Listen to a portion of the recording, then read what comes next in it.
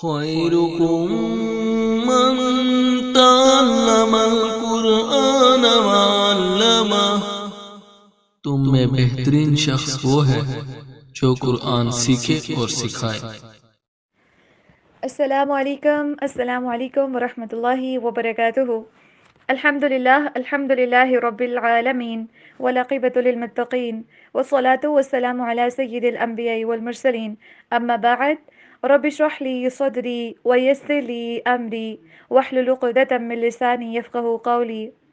اللهم اجعل القرآن ربيع قلبي ونور صدري وجلاء حزني وذهاب هجي وغمي، اما بعد فاعوذ باللہ من الشیطان الرجیم، بسم اللہ الرحمن الرحیم۔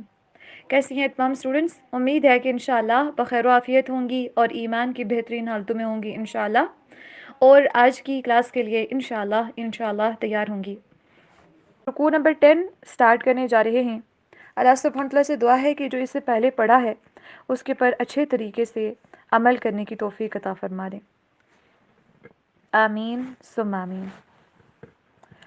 سب سے پہلے ہم رولز اینڈ ریگولیشنز کو پریکٹس کرتے ہیں، اور آپ نے اونچی آواز میں ساتھ میں پریکٹس کرنا ہے، فوکس کرنا ہے کہ ہم اللہ کے کلام کو پڑھ رہے ہیں۔ اعوذ باللہ من الشیطان الرجیم، بسم اللہ الرحمن الرحیم۔ وَإِذْ، و ڈبلیو ساؤنڈ کے پر ذال، زا نہیں بلکہ ذال، زبان کی نوک کو سامنے والے اوپر والے دو دانتوں سے باہر نکالیں گے تھوڑا سا، تب جا کے ذال ادا ہوگا۔ وَإِذْ أَخَذْنَا، خوا کی آواز کلیئر، أَخَذْنَا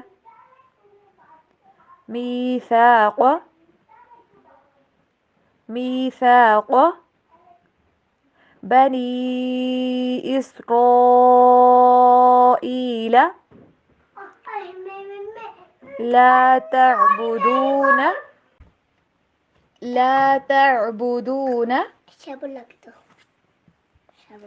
إلا الله وبالوالدين احسانا، ہا کی آواز کلیئر، احسانا وذی القربى والیتامى والمساکین وقولوا للناس حسنا وأقیموا الصلاة وآتوا الزکاة۔ ثم، تھا کی آواز کلیئر ہونی چاہیے، تھا اور ذال دونوں کا مخرج ایک ہی ہے۔ ثم تولیتم، تم کے اوپر ٹھہرنا نہیں ہے زیادہ، الا قلیلا منکم، من کے اوپر آپ نے اخفا کرنا ہے، منکم، وانتم اسے سے نون کے اوپر اخفا کرنا ہے، نون ساکن ہو اس کے بعد کاف یا تائے متحرکہ آ رہے ہوں تو وہاں پہ اخفا ہوتا ہے۔ وَأَنْتُمْ مُعْرِضُونَ۔ اب ہم دیکھیں گے ساتھ میں ٹرانسلیشن۔ بسم اللہ الرحمن الرحیم۔ وَإِذْ، اور جب، أَخَذْنَا ہم نے لیا، میثاق پختہ وعدہ، بنی اسرائیل بنی اسرائیل سے، لا تعبدون نہ تم عبادت کرنا، الا اللہ مگر اللہ کی، وبالوالدین اور والدین کے ساتھ، احسانا اچھا سلوک کرنا، وذی القربا اور رشتہ داروں کے ساتھ، والیتاما اور یتیموں کے ساتھ، والمساکین اور مسکینوں کے ساتھ، وقولو اور تم کہنا، للناسی لوگوں سے، حسنا اچھی بات، وَأَقِيمُوا الصَّلَاةَ اور تم نماز قائم کرنا، وَآتُوا الزَّكَاةَ اور تم زکوٰۃ ادا کرنا، ثم پھر تولیتم تم پھر گئے، الا مگر، قلیلا بہت تھوڑے، منکم تم میں سے، وانتم اور تم معرضون منہ پھیرنے والے تھے۔ وَإِذْ أَخَذْنَا مِيثَاقَ بَنِي إِسْرَائِيلَ لَا تَعْبُدُونَ إِلَّا اللَّهَ، بنی اسرائیل کا تذکرہ اس سے پہلے بھی ہم پڑھ چکے ہیں۔ مزید اللہ سبحانہ وتعالیٰ نے بنی اسرائیل سے ایک پختہ وعدہ لیا تھا کہ عبادت کے اندر اللہ سبحانہ وتعالیٰ کے ساتھ کسی کو شریک نہیں کرنا، اور ہم نے دیکھا کہ بنی اسرائیل نے کس طرح سے بچڑے کو معبود بنا کے اللہ سبحانہ وتعالیٰ کے ساتھ شرک کر دیا، اللہ سبحانہ وتعالیٰ کا ایک شریک بنا دیا۔ اتنا بڑا مقام، شرک کا مطلب ہوتا ہے شریک ٹھہرانا۔ اب جو لوگ اللہ کے اوپر ایمان ہی نہیں رکھتے، یقین ہی نہیں رکھتے، وہ مشرک کیسے ہوئے؟ وہ تو ڈائریکٹلی کفار ہیں۔ جو مشرک ہوتا ہے نا، وہ اللہ کو تو مانتا ہے لیکن ساتھ میں وہ کسی اور کو بھی اللہ تعالیٰ والا مقام دیتا ہے، اللہ تعالیٰ کی ذات، صفات اور صفات کے تقاضوں کے اندر وہ کسی اور کو بھی شریک ٹھہرا رہا ہوتا ہے۔ تو اللہ سبحانہ وتعالیٰ نے ان سے ایک معاہدہ کیا تھا، ہم نے دیکھا ہے نا حدیث مبارکہ کے اکارڈنگلی کہ اس کا کوئی ایمان نہیں ہے جو کہ عہد کی پاسداری نہیں کرتا۔ تو ان سے یہ وعدہ لیا گیا تھا کہ تم اللہ کے علاوہ کسی کی عبادت نہیں کرنا۔ اب ان کو وہ واپس یاد دلایا جا رہا ہے کہ جب تم سے ایک عہد دیا گیا تھا کہ تم اللہ کے علاوہ کسی کی عبادت نہیں کرو گے، اور عبادت کے علاوہ بھی مزید کچھ احکامات ان کو دیے گئے تھے جن کو انہوں نے پیسے پوچھ ڈال دیا تھا۔ اب جو بنیادی معاہدہ تھا نا، وہ اللہ سبحانہ وتعالیٰ کی طرف کال تھی کہ تم صرف اللہ سبحانہ وتعالیٰ کے ہو کے رہو۔ اب ہمیں پتہ ہے کہ عبادت کی کتنی اقسام ہوتی ہیں؟ 4۔ کون کون سی؟ ایک ہوتی ہے جسم کے ذریعے عبادت، جس کو بولتے ہیں بدنی عبادت۔ دوسری ہوتی ہے مالی عبادت، جو مال کے ذریعے کی جاتی ہے۔ تیسری ہوتی ہے لسانی، یعنی کہ زبان کے ذریعے عبادت۔ اور چوتھی ہے قلبی عبادت، یعنی کہ جو دل کے ذریعے کی جاتی ہے۔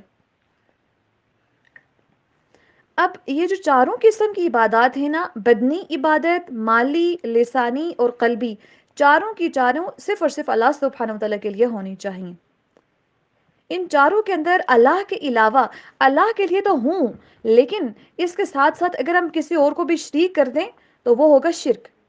جیسے بدن کی عبادت ہے نماز، ایک انسان نماز پڑھ رہا ہے، اللہ سبحانہ وتعالیٰ کے لیے پڑھ رہا ہے، نماز کے شروع کے اندر نیت یہی تھی کہ میں صرف اور صرف اللہ سبحانہ وتعالیٰ کے لیے پڑھ رہا ہوں یا پڑھ رہی ہوں، لیکن درمیان میں کوئی انسان آیا اور نمازی نے اس کا شعور پایا کہ کوئی مجھے دیکھ رہا ہے، میں کسی کی نظروں کے اندر ہوں، ایک دم سے اس کے خشوع و خضوع کا لیول بوسٹ اپ ہو گیا، ایک دم سے وہ نماز کے اندر مزید کنسنٹریشن کے ساتھ پڑھنے لگ گیا، ایک دم سے وہ رکوع و سجود اس کے بدل گئے۔ جو اکیلے تنہا پڑھ رہا تھا وہ نماز دوسروں کی سامنے جو نماز پڑھی جاتی ہے بالکل ٹوٹلی ڈیفرنٹ ہو گئی۔ اس طرح سے اس نے اللہ سبحانہ وتعالیٰ کے لیے تو عبادت شروع کی تھی، نماز اس نے عبادت، نماز جو کہ بدنی عبادت ہے وہ اس نے اللہ کے لیے کی، سٹارٹ تو کی، لیکن اس نے اینڈنگ اللہ سبحانہ وتعالیٰ کے ساتھ کسی کو شریک ٹھہرا کے کی۔ کیوں؟ کیونکہ اس طرح سے اس نے شرک اصغر، وہ شرک اصغر یعنی کہ چھوٹا سا جو شرک ہوتا ہے اس کا یہ مرتکب ہو گیا۔ شرک چھوٹا ہو یا بڑا ہو، شرک تو شرک ہی ہوتا ہے۔ اسی طرح سے جتنی بھی باقی عبادات ہیں، بدنی ہو گئیں، قولی عبادتیں ہو گئیں جو کہ زبان کے ذریعے ہوتی ہیں، مالی، قلبی، ساری کی ساری اگر ہم اللہ سبحانہ وتعالیٰ کے ساتھ کسی اور کو شریک ٹھہرائیں گے تو وہ شرک کے اندر آئے گا۔ اللہ کے علاوہ کسی کو اپنا معبود نہیں بنانا۔ جو معاہدہ بنی اسرائیل سے کیا گیا تھا وہی معاہدہ ہمارے ساتھ بھی، ہم سے بھی لیا گیا ہے، ہمیں بھی یہ تمام احکامات دیے گئے ہیں کہ اللہ کے علاوہ ہم نے کسی کی عبادت نہیں کرنی۔ نماز، طواف، حج وغیرہ جتنی بھی بدنی عبادات ہیں صرف اور صرف ہماری اللہ سبحانہ و تعالیٰ کے لیے ہونی چاہیے۔ یاد رکھیں کہ انسان کو اپنی نیتوں کے اوپر ہمیشہ کام کرنے کی ضرورت ہوتی ہے۔ ہم دوسروں کو درمیان میں نہ لائیں، اللہ سبحانہ تعالیٰ کے درمیان اور اپنے درمیان۔ عبادات خالصتاً اللہ سبحانہ تعالیٰ کے لیے ہونی چاہیے۔ اللہ کی نظر کا شعور ہونا یہ زیادہ امپورٹنٹ ہے ایز کمپیئر ٹو لوگوں کی نظر کا شعور ہونا.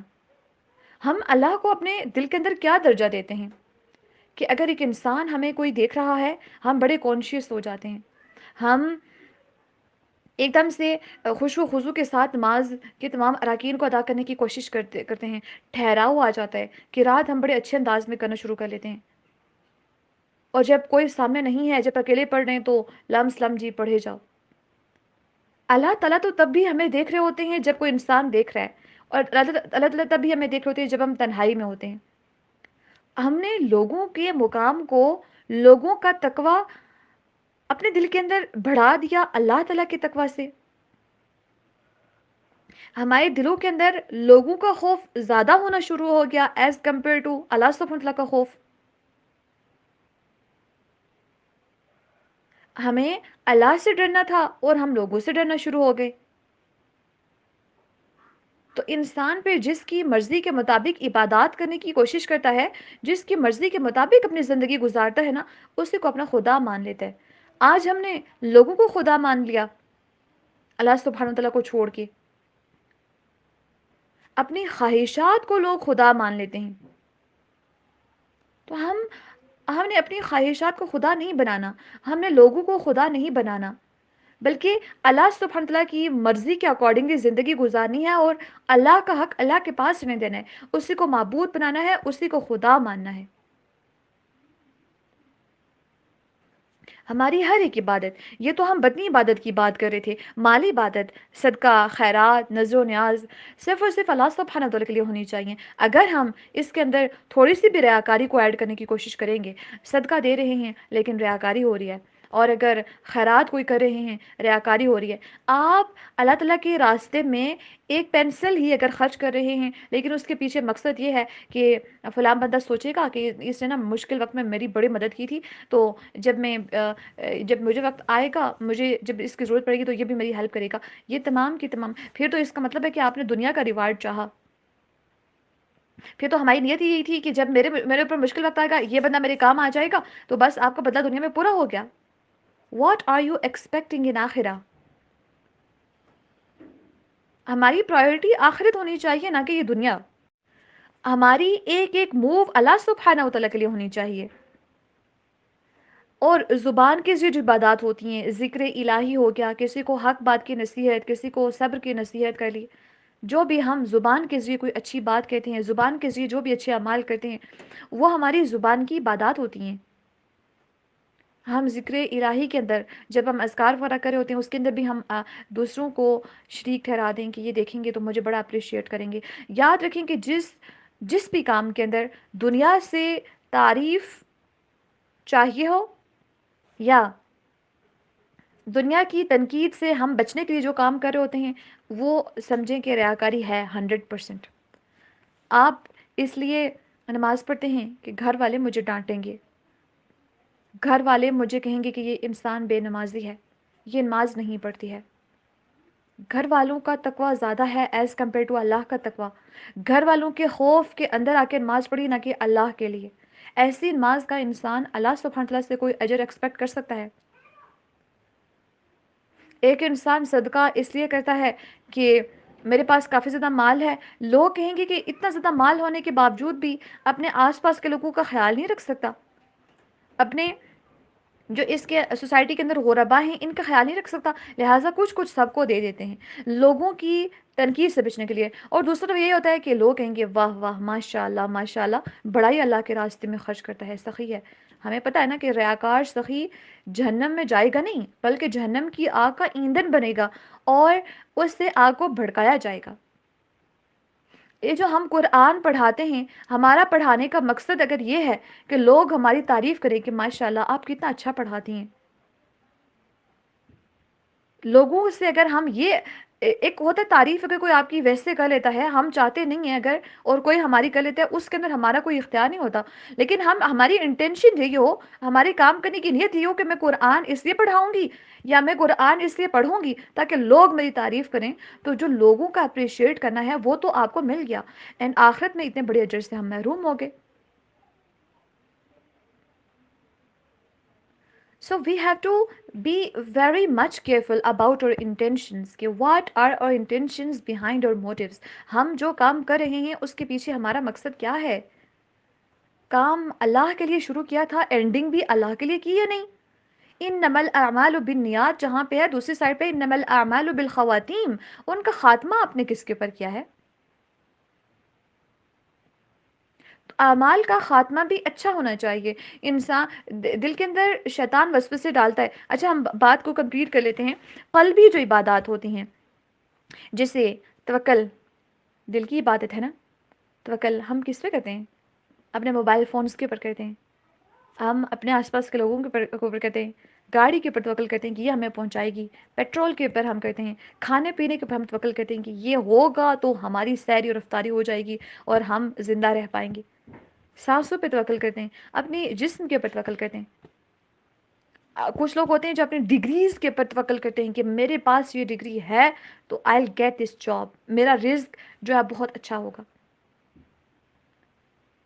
ان چیزوں کے اوپر توکل انسان کا جب ہوگا اور انسان کہے کہ فلاں ڈاکٹر مجھے شفا دے گا، فلاں پیر جو ہے وہ میری بگڑی ہوئی بنا دے گا، تو جب انسان کا بھروسہ صرف اور صرف، حالانکہ جو وہ علی اللہ اور اللہ تعالیٰ پر ہی توکل کرنا چاہیے المؤمنون، مومنوں کو. اور اسی طرح سے جو اللہ سبحانہ تعالیٰ کے اوپر توکل کا لیول ہوتا ہے، بھروسے کا لیول ہوتا ہے. دیکھیں دنیاوی جو بظاہر اسباب ہیں ان کو اختیار کیا جا سکتا ہے، منع نہیں ہے، بٹ ان کے اوپر توکل کرنا منع ہے. ہم کسی کے اوپر توکل نہیں کر سکتے. آپ کو پتہ ہے جب ہم رات کے اندھیرے میں، جن لوگوں کو خوف ہوتا ہے اندھیرے میں چلنے کا، کہیں پہ آؤٹ سائڈ جا نہیں سکتے رات کو، بہت ڈر لگتا ہے اور وہ گھر سے باہر بھی نہیں نکل سکتے، اگر وہ نکلیں تو کہتے ہیں میرے ساتھ یہ بھی چلے یہ بھی چلے. 2-3 لوگوں کو نا جب ساتھ لے کے چلتے ہیں تو وہ ان لوگوں کے اوپر بھروسہ کرتے ہیں کہ دیز پیپل ول پروٹیکٹ اس، یعنی کہ یہ لوگ اللہ سبحانہ تعالیٰ سے زیادہ ہمیں پروٹیکٹ کر سکتے ہیں. ہمیں بھی لائف کے اندر چیک کرنے کی ضرورت ہے کہ ہم اللہ سے زیادہ کس کس کے اوپر بھروسہ کریں. You can trust the people, آس پاس کے لوگ جو ہیں. انسان کا سب سے زیادہ توکل اللہ تعالیٰ کے اوپر ہو کہ اللہ تعالیٰ نے اگر ان لوگوں کو توفیق دی تو یہ میرے کام آئیں گے، اللہ تعالیٰ نے اگر ان کو نہ دی تو یہ میرے کام نہیں آ سکتے. تو مین فوکس ہمارا توکل کا اللہ تعالیٰ کے اوپر ہونا چاہیے. اس کے بعد پھر ہم تھوڑا بہت جو بھروسہ ہے وہ اپنے اسباب کے اوپر بھی کر سکتے ہیں، اپنے آس پاس کے رشتوں کے اوپر بھی کر سکتے ہیں. اور کیونکہ بھروسہ بہت ضروری ہوتا ہے، اعتماد ایک دوسرے کے اوپر ضروری ہوتا ہے، بٹ اس لیول کے اوپر نہیں پہنچا دینا جس کے اوپر ہمیں اللہ تعالیٰ کو رکھنا ہے. ہم نے خود کے اندر تبدیلیاں محسوس کرنی ہیں. جیسے ہمارے رویے ہوتے ہیں پیرنٹس کے ساتھ، ہمیں ان کو ساتھ ساتھ میں چینج کرنا ہے تاکہ پیرنٹس کو بھی ریئلائز ہو کہ میری بیٹی، میرا بیٹا جب قرآن پڑھ رہا ہے، قرآن کی وجہ سے اس کے اندر چینجز آ رہی ہیں. کیونکہ پیرنٹس سب سے زیادہ فیل کر جاتے ہیں ایک دم سے جو انسان کے اندر چینجز آتی ہیں. سو آپ اپنے پیرنٹس کے لیے کبھی بڑے نہیں ہوتے. آپ ان سے یہ نہ کہیں کہ آپ ان سے جو ان کے حق ہوتے ہیں نا ان سے چھینا نہ کریں. کبھی کبھی اگر بالکل والدین آپ کے بالکل ریلیکس بیٹھے ہوں، ان کو جا کے تھوڑا بہت شارت کر کے ان کو تنگ بھی کر سکتے ہیں، ان دا سینس کہ آپ ان کو بعد میں پھر اتنا زیادہ ہنسائیں. آپ ان کے ساتھ مستیاں کر سکتے ہیں جس طرح آپ اپنے دوستوں کے ساتھ کرتے ہیں. آپ ان کے ساتھ فرینڈشپ رکھ سکتے ہیں بہترین. بے شک وہ مائنڈ کرے اسٹارٹ کے اندر، بے شک ان کو لگے کہ یہ کیسی اتنی بڑی ہو گئی اور آپ ابھی بھی ایسی ایسی عجیب عجیب حرکتیں کرتے ہو، پھر بھی آپ اپنے والدین کے ساتھ نا ویسے ہی رویہ رکھیں جیسے ایک بچہ اپنی ماں کے ساتھ رکھتا ہے. جب پریشان ہوتا ہے تو ہم کیا کہتے ہیں، دوستوں کے ساتھ جا کے شیئر کرتے ہیں. اب اپنے والدین کو بھی اچھے انداز میں بتا سکتے ہیں تاکہ وہ پریشان بھی نہ ہوں اور ان کو پتہ بھی ہو کہ آپ کس طرح کی سفرنگ سے گزر رہے ہیں.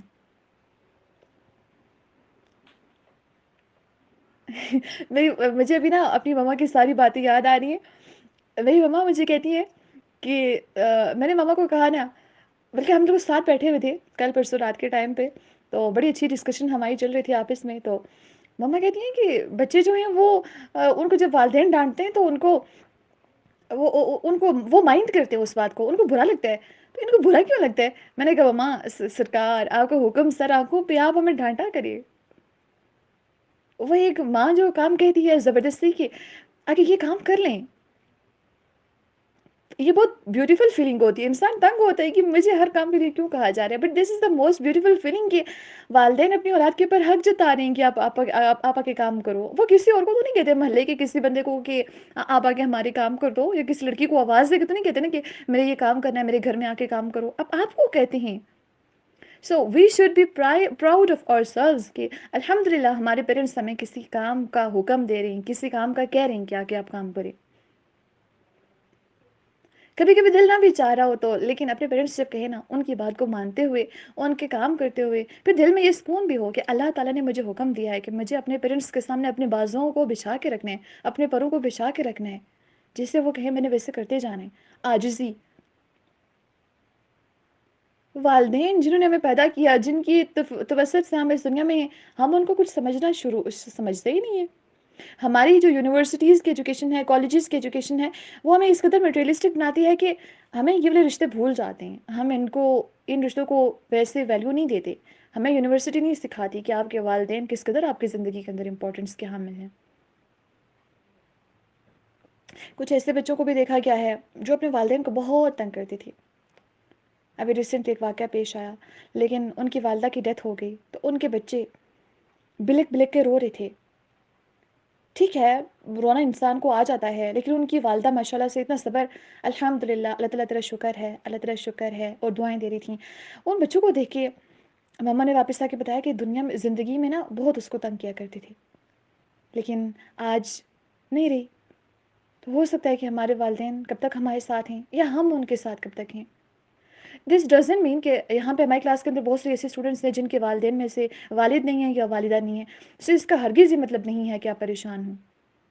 نہیں، اس کی اگزامپل آپ دیکھ لیجیے کہ جن کے پیرنٹس کی ڈیتھ ہو جاتی ہے نا، تو میں نے ان کو بھی اگزامپل دی، میں آپ کو بھی اگزامپل دیتی ہوں. دیکھیں، جب ایک بیٹی کی شادی ہوتی ہے نا، ماں کتنی خوش ہوتی ہے نا کہ اس کا ہسبینڈ اس کا خیال رکھے گا، اس کے گھر والے بہت اچھے ہیں. وہ سب کو بتاتی ہے کہ ماشاءاللہ بہت اچھے ہیں، میری بیٹی بہت خوش ہے. ایک ہسبینڈ کے حوالے کر کے، ایک انسان کے حوالے کر کے ہمارے والدین کتنے خوش ہو جاتے ہیں نا کہ ہماری بیٹیاں، ہمارے سر سے ایک بوجھ اتر گیا. بوجھ تو خیر نہیں ہوتا، لیکن ایک ٹینشن ہوتی ہے نا پیرنٹس کی کہ ہماری زندگی کے اندر اندر یہ خوشیاں بھی ہم دیکھ لیں. تو کہتے ہیں کہ الحمدللہ بہت بڑی پریشانی تھی، اب میری بیٹی خوش ہے. تو بیٹی کی فیوچر کے لیے میں بہت زیادہ پریشان رہا کرتی تھی، لیکن اب اس کا سیکیور ہے فیوچر، سب لوگ اس کا خیال رکھ رہے ہیں، اب میں خوش ہوں.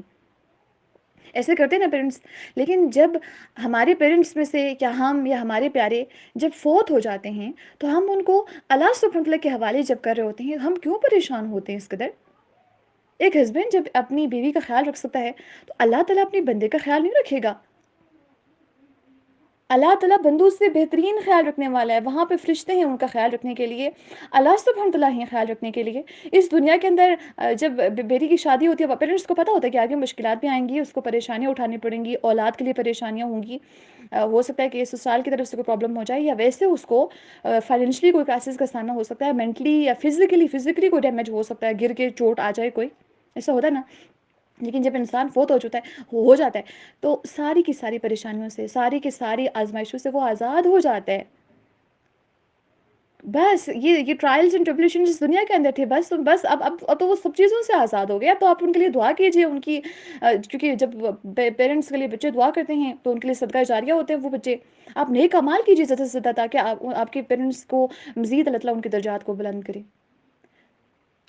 پیرنٹس اگر زندہ ہیں تبھی آپ ان کو خوش کر سکتے ہیں، اگر ان کی خدمت کر سکتے ہیں، اور اگر نہیں ہیں تو آپ ان کے لیے ڈبل زیادہ آخرت کے اندر آپ ان کو اجر بھیج سکتے ہیں.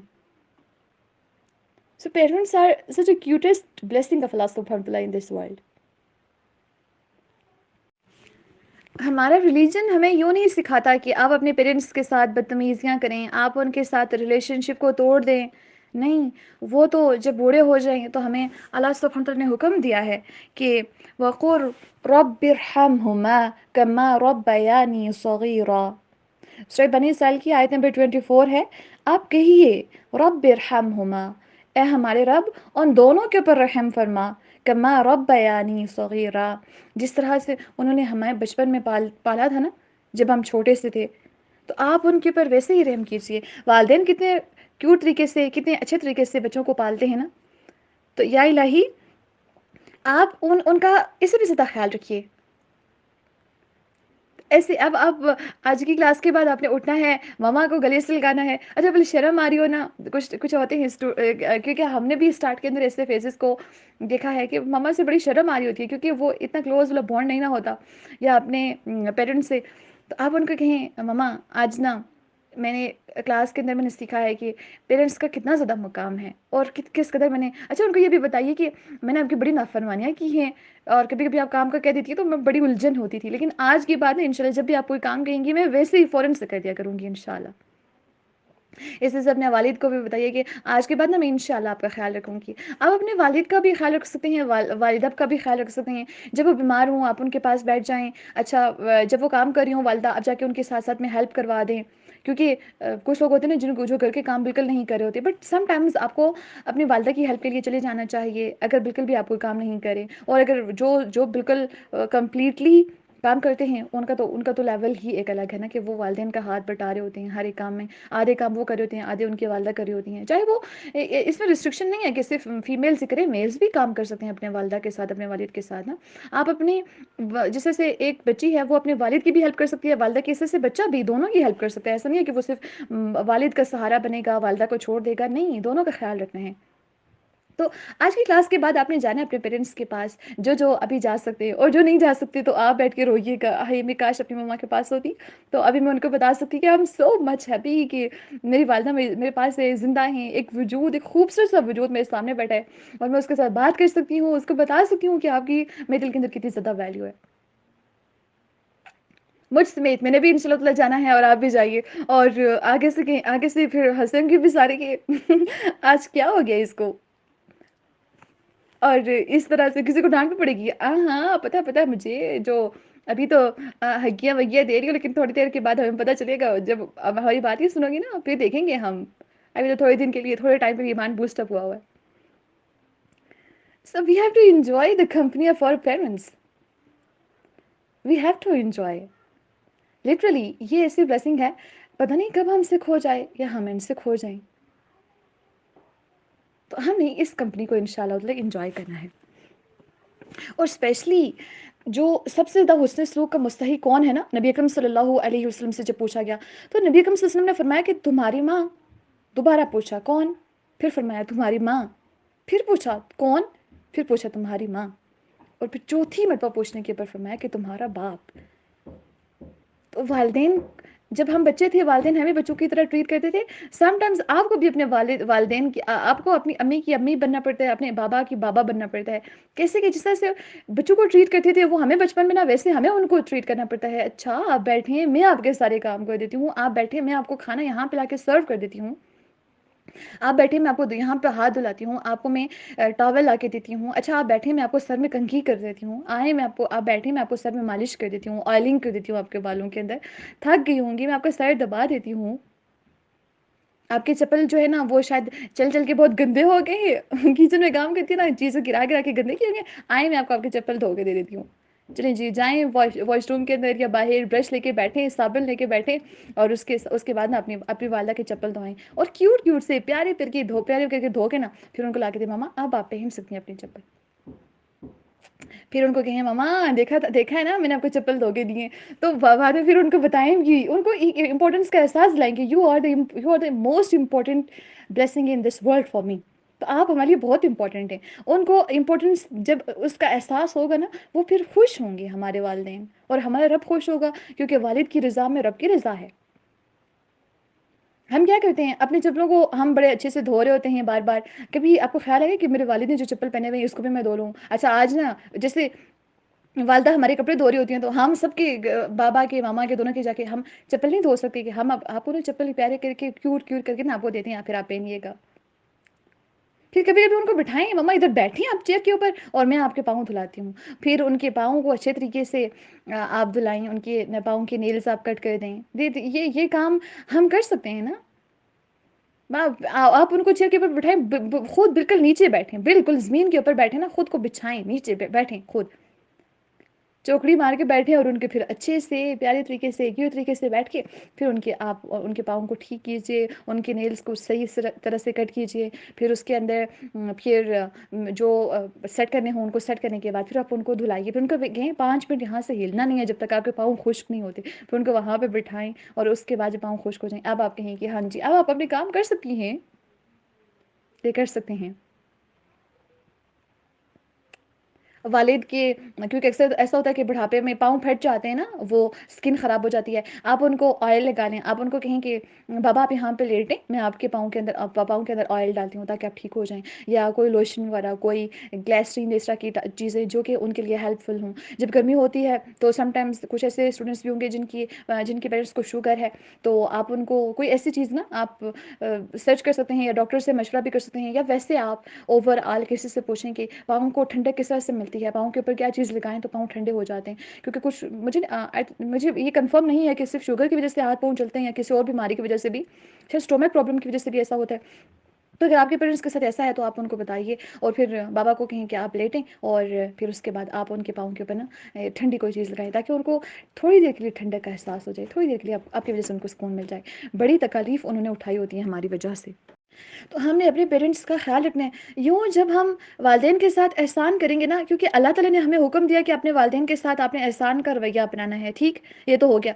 अब जब हम ये रवैया अपना लेंगे, हम चलता फिरता कुरान नहीं होंगे, हम क्या कुरान की जो अहकामात है जब उनके फॉलोअर्स बन जाएंगे तो प्रैक्टिकल यही तो कुरान है, ये तो मैं सिखाता है। हम अगर वालिदैन का हुक्म मान रहे हैं, वालिदैन के साथ एहसान कर रहे हैं, हाँ अगर किसी बुराई का हुक्म देते हैं या ऐसी बात के पर आपको फोर्स करते हैं जिससे कि जिसके अंदर अल्लाह की नाफरमानी है, जो शरीयत की हुदूद को पामाल करने वाली बात है, वहाँ पे तो आप उनको फॉलो नहीं कर सकते ना।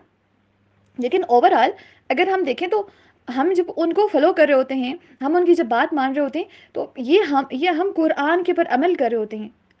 यही तो है कि समिअना व अतअना, हमने सुन लिया, हमने उसको मान लिया। आप वालिदैन की खिदमत गुजार होते हैं, आप चलता फिरता कुरान होते हैं, वालिदैन के साथ एहसान वाला रवैया अपनाते हैं, तो हम उनके लिए चलता फिरता कुरान होते हैं। क्योंकि कुरान तो यही है, ये तो नहीं होता कि हम बस अपने ऊपर तावीज़ों की सूरत में या वैसे हम कुरान को लटका दें तो हम कहें कि हम अहलुल कुरान हैं। नहीं, अहलुल कुरान ऐसे होते हैं जो कुरान के ऊपर अमल भी करते हैं। अगर हम अपने वालिदैन, इस आयत मुबारक से हम ये सीख के कि अपने वालिदैन के साथ मैंने आइंदा के बाद इंशाल्लाह बहुत अच्छा रवैया रखना है, बहुत अच्छा, और अपनी ज़ुबान को, अपनी आवाज़ को मैंने नीचे रखना है। वालिदैन अगर ऊंचा नहीं बोलते तो मैंने उनसे भी पस्त आवाज़ में बोलना है। मेरे दिल में वालिदैन का मुकाम बहुत ज़्यादा होना चाहिए।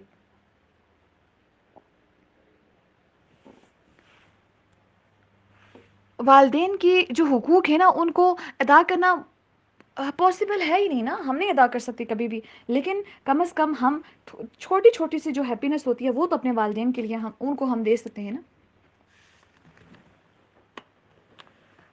वो चीज़ें जो उनको परेशान करती हैं, हर्ट करती हैं कि हमारी बच्ची बड़ी निकम्मी हो गई है, हमारी बच्ची बातें सुनती नहीं है हमारी, कम से कम उनकी गिले शिकवे तो दूर कर सकते हैं ना, अभी हमारे पास मौका है।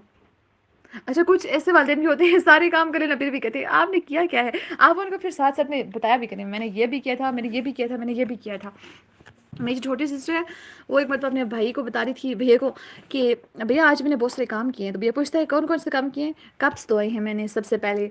भैया तो पूछता है अच्छा उसके बाद, कहती पहले सुनो तो सही ना, कप्स धोई, एक कप धोया, फिर दूसरा धोया, फिर तीसरा धोया, फिर चौथा धोया, फिर पांचवा। भैया कहते आपने तो आज बहुत ज़्यादा काम कर लिए। ऐसे क्यूट क्यूट तरीके आप अपना सकते हैं, और स्पेशली जो मेरा जो तरीक़ाकार होता है ना वो ये होता है कि जिस काम के लिए मामा सोच होती हैं कि ये मैंने काम करना है ना, और परेशान होती है अच्छा मैंने ये काम भी करना है, ये काम भी करना है, ये भी काम भी करना है, जो मुझे लग रहा होता है जब मैं कर सकती हूँ मैं एकदम से ना वो कर लेती हूँ। मम्मा को भी पता नहीं होता कि ये काम कर चुकी है। फिर थोड़ी देर के बाद मैं अपनी नोट्स उठाती हूँ, क्योंकि लिखने वाला काम हमारा ज़्यादा होता है, नोट्स उठा के उसके ऊपर मैं लिख देती हूँ मामा मैंने ये काम कर लिया है, नोट लगा के उसको मैं जो किचन के अंदर ना जो सामने वाली जगह होती है जहाँ पे मामा की एकदम से नज़र पड़ेगी तो मैं उसको वहाँ पे चिपका देती हूँ स्कॉच टेप के साथ।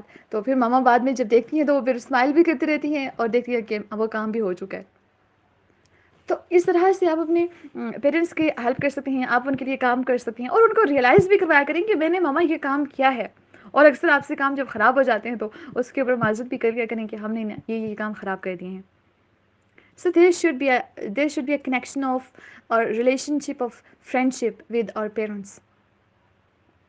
ہمارا جو ریلیشن شپ ہے وہ جیسے دوستوں کے ساتھ ہوتا ہے، دوست بعد میں آتے ہیں نا، ہمارے پیرنٹس پہلے آتے ہیں.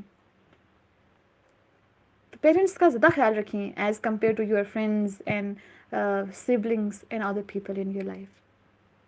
جو شادی شدہ ہیں وہ اپنے والدین کو کال کر کے ان کا احساس دلائیں کہ ہمیں آپ کی کس طرح سے یاد آتی ہے، ہم کہاں کہاں پہ آپ کو اگر کوئی بھی پریشانی ہو، کوئی بھی ہیلپ کی ضرورت ہو، ہم آپ کے لیے آ سکتے ہیں. اور اس کے بعد پھر اور جس طرح سے آپ ان کے اوپر حق جتا سکتے ہیں، پیار کر سکتے ہیں نا، آپ ان سے کیجیے. دور ہیں تو آپ کال کر لیجیے، ان کو بتائیے. اور اگر پاس ہیں تو پھر تو آپ ان کو لٹرلی ان کے کام کر کے، ان سے بات کر کے. کچھ لوگ ہوتے ہیں جو کام کرتے ہیں بہت زیادہ لیکن بات نہیں کرتے، ان کا رویہ بہت تلخ ہوتا ہے. تو دونوں چیزیں ہم نے ان دونوں چیزوں کو مائنس کرنا ہے، کام بھی کرنے ہیں ساتھ ساتھ، اور ساتھ ساتھ میں ہم نے ان کا خیال بھی رکھنا ہے. جب آپ کی والدہ غصے میں ہو، کیونکہ نیچر ہے انسان کی، جب آپ کی والدہ غصے میں ہو، آپ ان کے سامنے جا کے بیٹھیے. جتنا غصہ ہے آپ کے اوپر نکالیں. اس کے بعد 5-10 منٹ کے بعد وہ بالکل غصہ آپ کے اوپر نکال کے ریلیکس ہو جائیں. اس کے بعد آپ ان سے کہیں مما آئی ایم سوری، مجھے بڑی مسٹیک ہو گئی ہے. پھر وہ اور ڈانٹیں گی، اچھا ہمیشہ ایسے کرتے ہو. اسپیشلی لڑکوں کو زیادہ ڈانٹ پڑی ہوتی ہے کیونکہ شرارتیں زیادہ کرتے ہیں وہ. تو لیکن آپ کو وہ ڈانٹ پڑے گی، لیکن اس سے یہ ہوگا کہ آپ کی والدہ کا جو دل کے اندر بوجھ ہے وہ ختم ہو جائے گا، ان کے شکوے باہر آ جائیں گے. اس کے بعد جب آپ ان سے معافی مانگیں گے، پھر آپ یہ اعتراف کریں گے، جی میں نے یہ کام کیا ہے اور مجھے آئیڈیا نہیں تھا کہ آپ کو اس کی وجہ سے تکلیف پہنچے گی. اور پھر یہ مجھ سے ہو گیا، آئندہ کے بعد نا میں انشاءاللہ آپ جیسے ہی مجھے یہ کام کہیں گی میں ویسے ہی کر دیا کروں گی. میں آئندہ کے بعد اس طرح سے آپ کو تکلیف نہیں پہنچاؤں گی. تو ساتھ میں ان کا دل کا بوجھ بھی ہلکا ہو جائے گا، اور ساتھ ساتھ میں ان کو یہ احساس بھی ہوگا کہ میرے بچے کو میرا احساس ہے. اور ساتھ ساتھ میں یہ ہوگا کہ آپ جب وہ کام کر دیا کریں گے بعد میں، تو ان کو پتہ چل جائے گا کہ ہاں واقعی میں اس نے جو کہا تھا اس نے سچ کہا تھا. وہ کبھی آپ کو زبان سے بول کے نہیں بتائیں گے کہ they are happy with you, نہیں. تو انشاءاللہ تعالی ہم نے اپنے والدین کے ساتھ حسن سلوک کرنا ہے.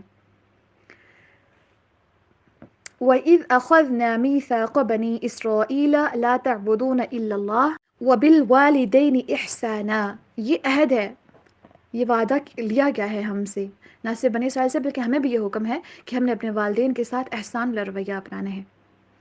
آج کی آپ کی، چونکہ آپ نے آج سنانا نہیں ہے، کل سنا دیا تھا، آج کی آپ کی اسائنمنٹ یہ ہے کہ آپ نے بتانا ہے کہ آپ اپنے والدین کی کس کس طرح سے خدمت کرتے ہیں اور کس کس طرح سے کر سکتے ہیں.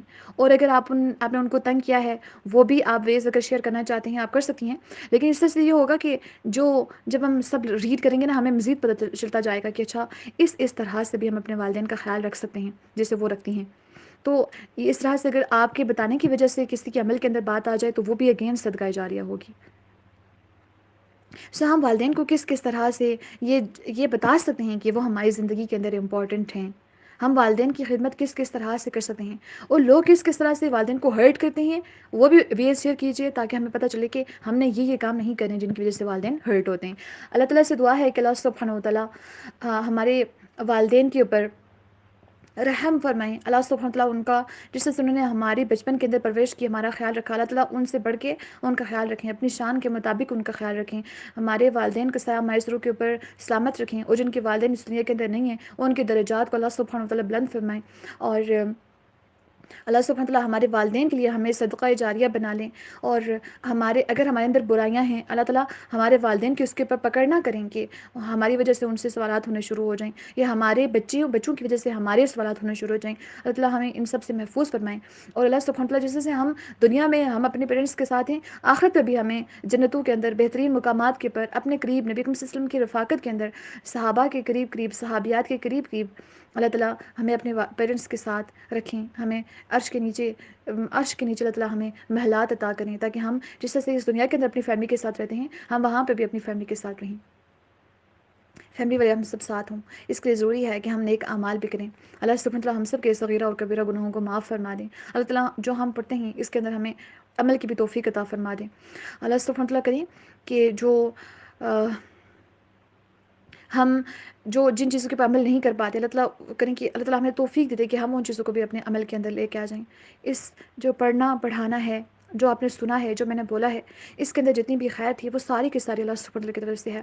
اور اس کے اندر جو میں نے غلط بولا ہے، جو خلاف شریعت میں نے باتیں کی ہیں، جو ایسی باتیں جن کی وجہ سے اللہ تعالیٰ شاید غصے ہو گئے ہوں مجھ کے اوپر، میرے اوپر، یا غضبناک ہو گئی ہوں، اللہ تعالیٰ سے میں معافی چاہتی ہوں. یہ ساری کی ساری جو برائی ہے، جو اس کے اندر جتنی بھی خلاف شریعت باتیں تھیں، وہ ساری کی ساری میری طرف سے تھیں.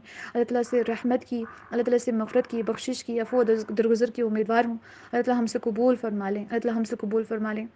ربنا تقبل منا انك انت السميع العليم. اللهم صل وسلم على نبينا محمد صلی اللہ علیہ وآلہ وسلم. نبی اکرم صلی اللہ علیہ وسلم کی زندگی بھی دیکھیے کہ کس طرح کی خواہشات ہوتی تھیں کہ میری ماں زندہ ہوتی اور مجھے آواز دیتی اور میں باجماعت فرض نماز پڑھا رہا ہوتا، مجھے آواز دیتی تو میں نماز توڑ کے جواب دیتا. اللہ اکبر. اور جب ہم نے بنی اسرائیل سے پختہ وعدہ لیا کہ اللہ کے علاوہ کسی کی عبادت نہ کرنا، پہلا وعدہ توحید کے اوپر کاربند رہنے کے لیے لیا گیا ان سے. اس چیز کا مطالبہ ہم سے بھی ہے کہ توحید کے اوپر ہم کاربند رہیں. دوسرا جو وعدہ ان سے لیا گیا تھا وہ کون سا تھا؟ وَبِالْوَالِدَيْنِ إِحْسَانًا. یہ جو آیت کا پارٹ ہے نا، اس کو 5 مرتبہ ابھی آپ اونچی آواز میں دہرائیے. وَبِالْوَالِدَيْنِ إِحْسَانًا، وَبِالْوَالِدَيْنِ إِحْسَانًا، وَبِالْوَالِدَيْنِ إِحْسَانًا، وَبِالْوَالِدَيْنِ إِحْسَانًا، وَبِالْوَالِدَيْنِ إِحْسَانًا. اس کو اپنے زبانی، آپ کی زبان کے پر چلتے پھرتے ہو، جب کبھی غصہ آ رہا ہو، آیت کا یہ والا پارٹ ہماری زبان کے پر آ جائے. وَبِالْوَالِدَيْنِ إِحْسَانًا. یہ تو ہم یہاں پہ پہلی مرتبہ اس صورت مبارکہ میں والدین کے ساتھ احسان کا حکم پڑھ رہے ہیں. آگے تو اللہ سبحانہ وتعالیٰ نے ہمیں باقاعدہ حکم بھی دیا ہے کہ والدین کے ساتھ ہم حسن سلوک کریں، ان کے سامنے ہم اپنے پروں کو، اپنے بازوؤں کو بچھا کے رکھیں، ان کے سامنے اف تک نہ کہیں. والدین کے ساتھ صلہ رحمی کرنی ہے. نیکسٹ دیکھتے ہیں. وَبِالْوَالِدَيْنِ إِحْسَانًا وَذِي الْقُرْبَى وَالْيَتَامَى وَالْمَسَاكِينِ وَقُولُوا لِلنَّاسِ حُسْنًا. اس سے والدین کے ساتھ ہی ہم نے احسان کا رویہ اپنانا نہیں ہے، بلکہ جو رشتہ دار ہیں ان کے ساتھ بھی ہم نے اچھا رویہ اپنانا ہے. ہاں جی. اب رشتہ داروں کے ساتھ ہم نے اچھا رویہ کس طرح سے رکھنا ہے، ان کے ساتھ ہم احسان کا لیول کس طرح سے رکھ سکتے ہیں. آپ جانتے ہیں کہ احسان یہ نہیں ہوتا کہ ہم بدلا دیں، کہ کوئی ہمارے ساتھ اچھائی کر رہا ہے ہم اس کے ساتھ اچھائی کریں، نہیں، بلکہ اگر کوئی ہمارے ساتھ برا بھی کر رہا ہے ہمیں تبھی اس کے ساتھ اچھا کرنا ہے. جب ہمیں احسان کی ڈیفینیشن یہ سمجھ آ جائے گی، اس کے بعد پھر ہمارے لیے رشتہ داروں کے ساتھ بھی اچھا سلوک کرنا ہمارے لیے آسان ہو جائے گا. پھر کچھ رشتہ دار ایسے ہوتے ہیں جن کی وجہ سے انسان تنگ ہوتا ہے، جو ایسی بات کہہ دیتے ہیں یا کوئی ایسا کام کر لیتے ہیں، یا ان کی زبان یا کسی بھی عمل کی وجہ سے نا انسان کو تکلیف پہنچتی رہتی ہے. لیکن پھر کچھ لوگ کہتے ہیں کہ ہم ان کو کبھی ساری زندگی معاف نہیں کریں گے، اور ان کے ساتھ پھر قطع تعلقی کر لیتے ہیں. اور اس چیز کے اندر یہ اس چیز کو بھول جاتے ہیں کہ قطع تعلقی جائز ہی نہیں ہے. رشتہ داروں کے ساتھ یا کسی کے ساتھ بھی تعلق کو توڑنا مسلمانوں کے لیے یہ جائز نہیں ہے. وہ تو جنت میں داخل ہی نہیں ہوگا جو قطع تعلقی کرتا ہے. آپ کو پتہ ہے نا، جب ہم منافقین کی خصوصیات پڑھ رہے تھے، اس کے بعد اسی صورت میں سورۃ البقرہ میں ہم پیچھے پڑھ کے آئے ہیں کہ کچھ لوگ ایسے ہیں جو وعدوں کو توڑتے ہیں اور وہ رشتہ داری کو، جس کو اللہ تعالیٰ نے ملانے کا حکم دیا، اس کو وہ کاٹ ڈالتے ہیں. تو رشتہ داری کو کاٹنے سے مراد یہ ہے کہ انسان ان سے کٹ کے رہ جائے، بات چیت کرنا چھوڑ دے، معاملات کرنا ان کے ساتھ بالکل چھوڑ دے. آج ویسے بھی انسان لڑائی جھگڑوں کے علاوہ یہ موبائل فونز اور سوشل میڈیا کے پر پڑھ کے ویسے بھی قطع تعلقی بہت کرتا ہے. قطع رحمی اس کے اندر بہت زیادہ پائی جاتی ہے.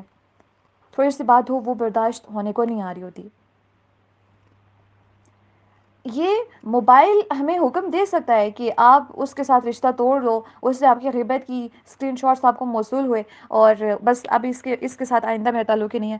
لیکن یہ قرآن کا حکم ہے، یہ شیطان کا حکم ہے. اللہ تعالیٰ کا تو حکم یہ ہے کہ ان کے ساتھ بھی احسان کرو. آپ کے ساتھ وہ برا کرتے ہیں، آپ ان کے ساتھ اچھا کریں.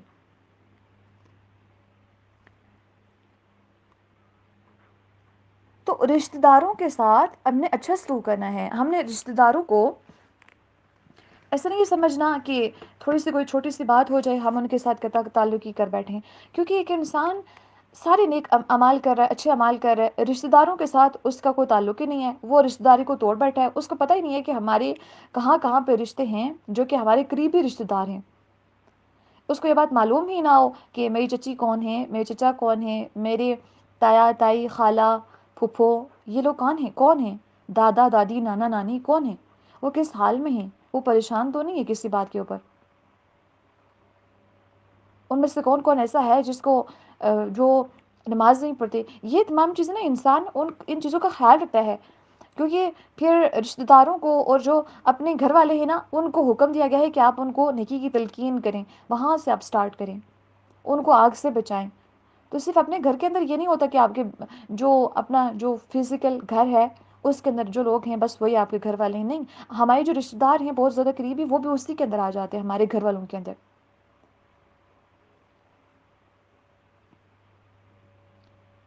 تو ہم نے ان کے ساتھ احسان کا رویہ اپنانا ہے انشاءاللہ. والیتامی، رشتہ داروں کے ساتھ ساتھ یتیموں کے ساتھ بھی آپ نے احسان کرنا ہے. احسان کے اندر یہ بھی چیز آ جاتی ہے نا کہ انسان بدلے کی امید نہ رکھے کہ میں والدین کے ساتھ یا اپنے قریبی رشتہ داروں کے ساتھ یا یتیموں کے ساتھ اگر میں اچھا سلوک کر رہی ہوں تو مجھے اس چیز کا وہ بدلہ بھی کوئی دیں گے. بدلے کی امید انسان چھوڑ دے. تو یتیموں سے انسان کو واپس کیا ملنا ہوتا ہے؟ کچھ بھی نہیں، لیکن ان کے ساتھ احسان کا رویہ اپنانا ہوتا ہے. اور یتیم ہوتا کون ہے؟ ایسا نہیں ہوتا کہ ایک انسان کی عمر 50 سال ہے اور اس کے والد صاحب کی ڈیتھ ہو گئی ہم اس کو کہیں یتیم. حضرت علی بن ابو طالب رضی اللہ تعالیٰ عنہ بیان کرتے ہیں کہ رسول اللہ صلی اللہ علیہ وآلہ وسلم نے فرمایا بالغ ہونے کے بعد یتیمی نہیں ہے. ابو داؤد کی روایت ہے، ریفرنس نمبر ہے 2573.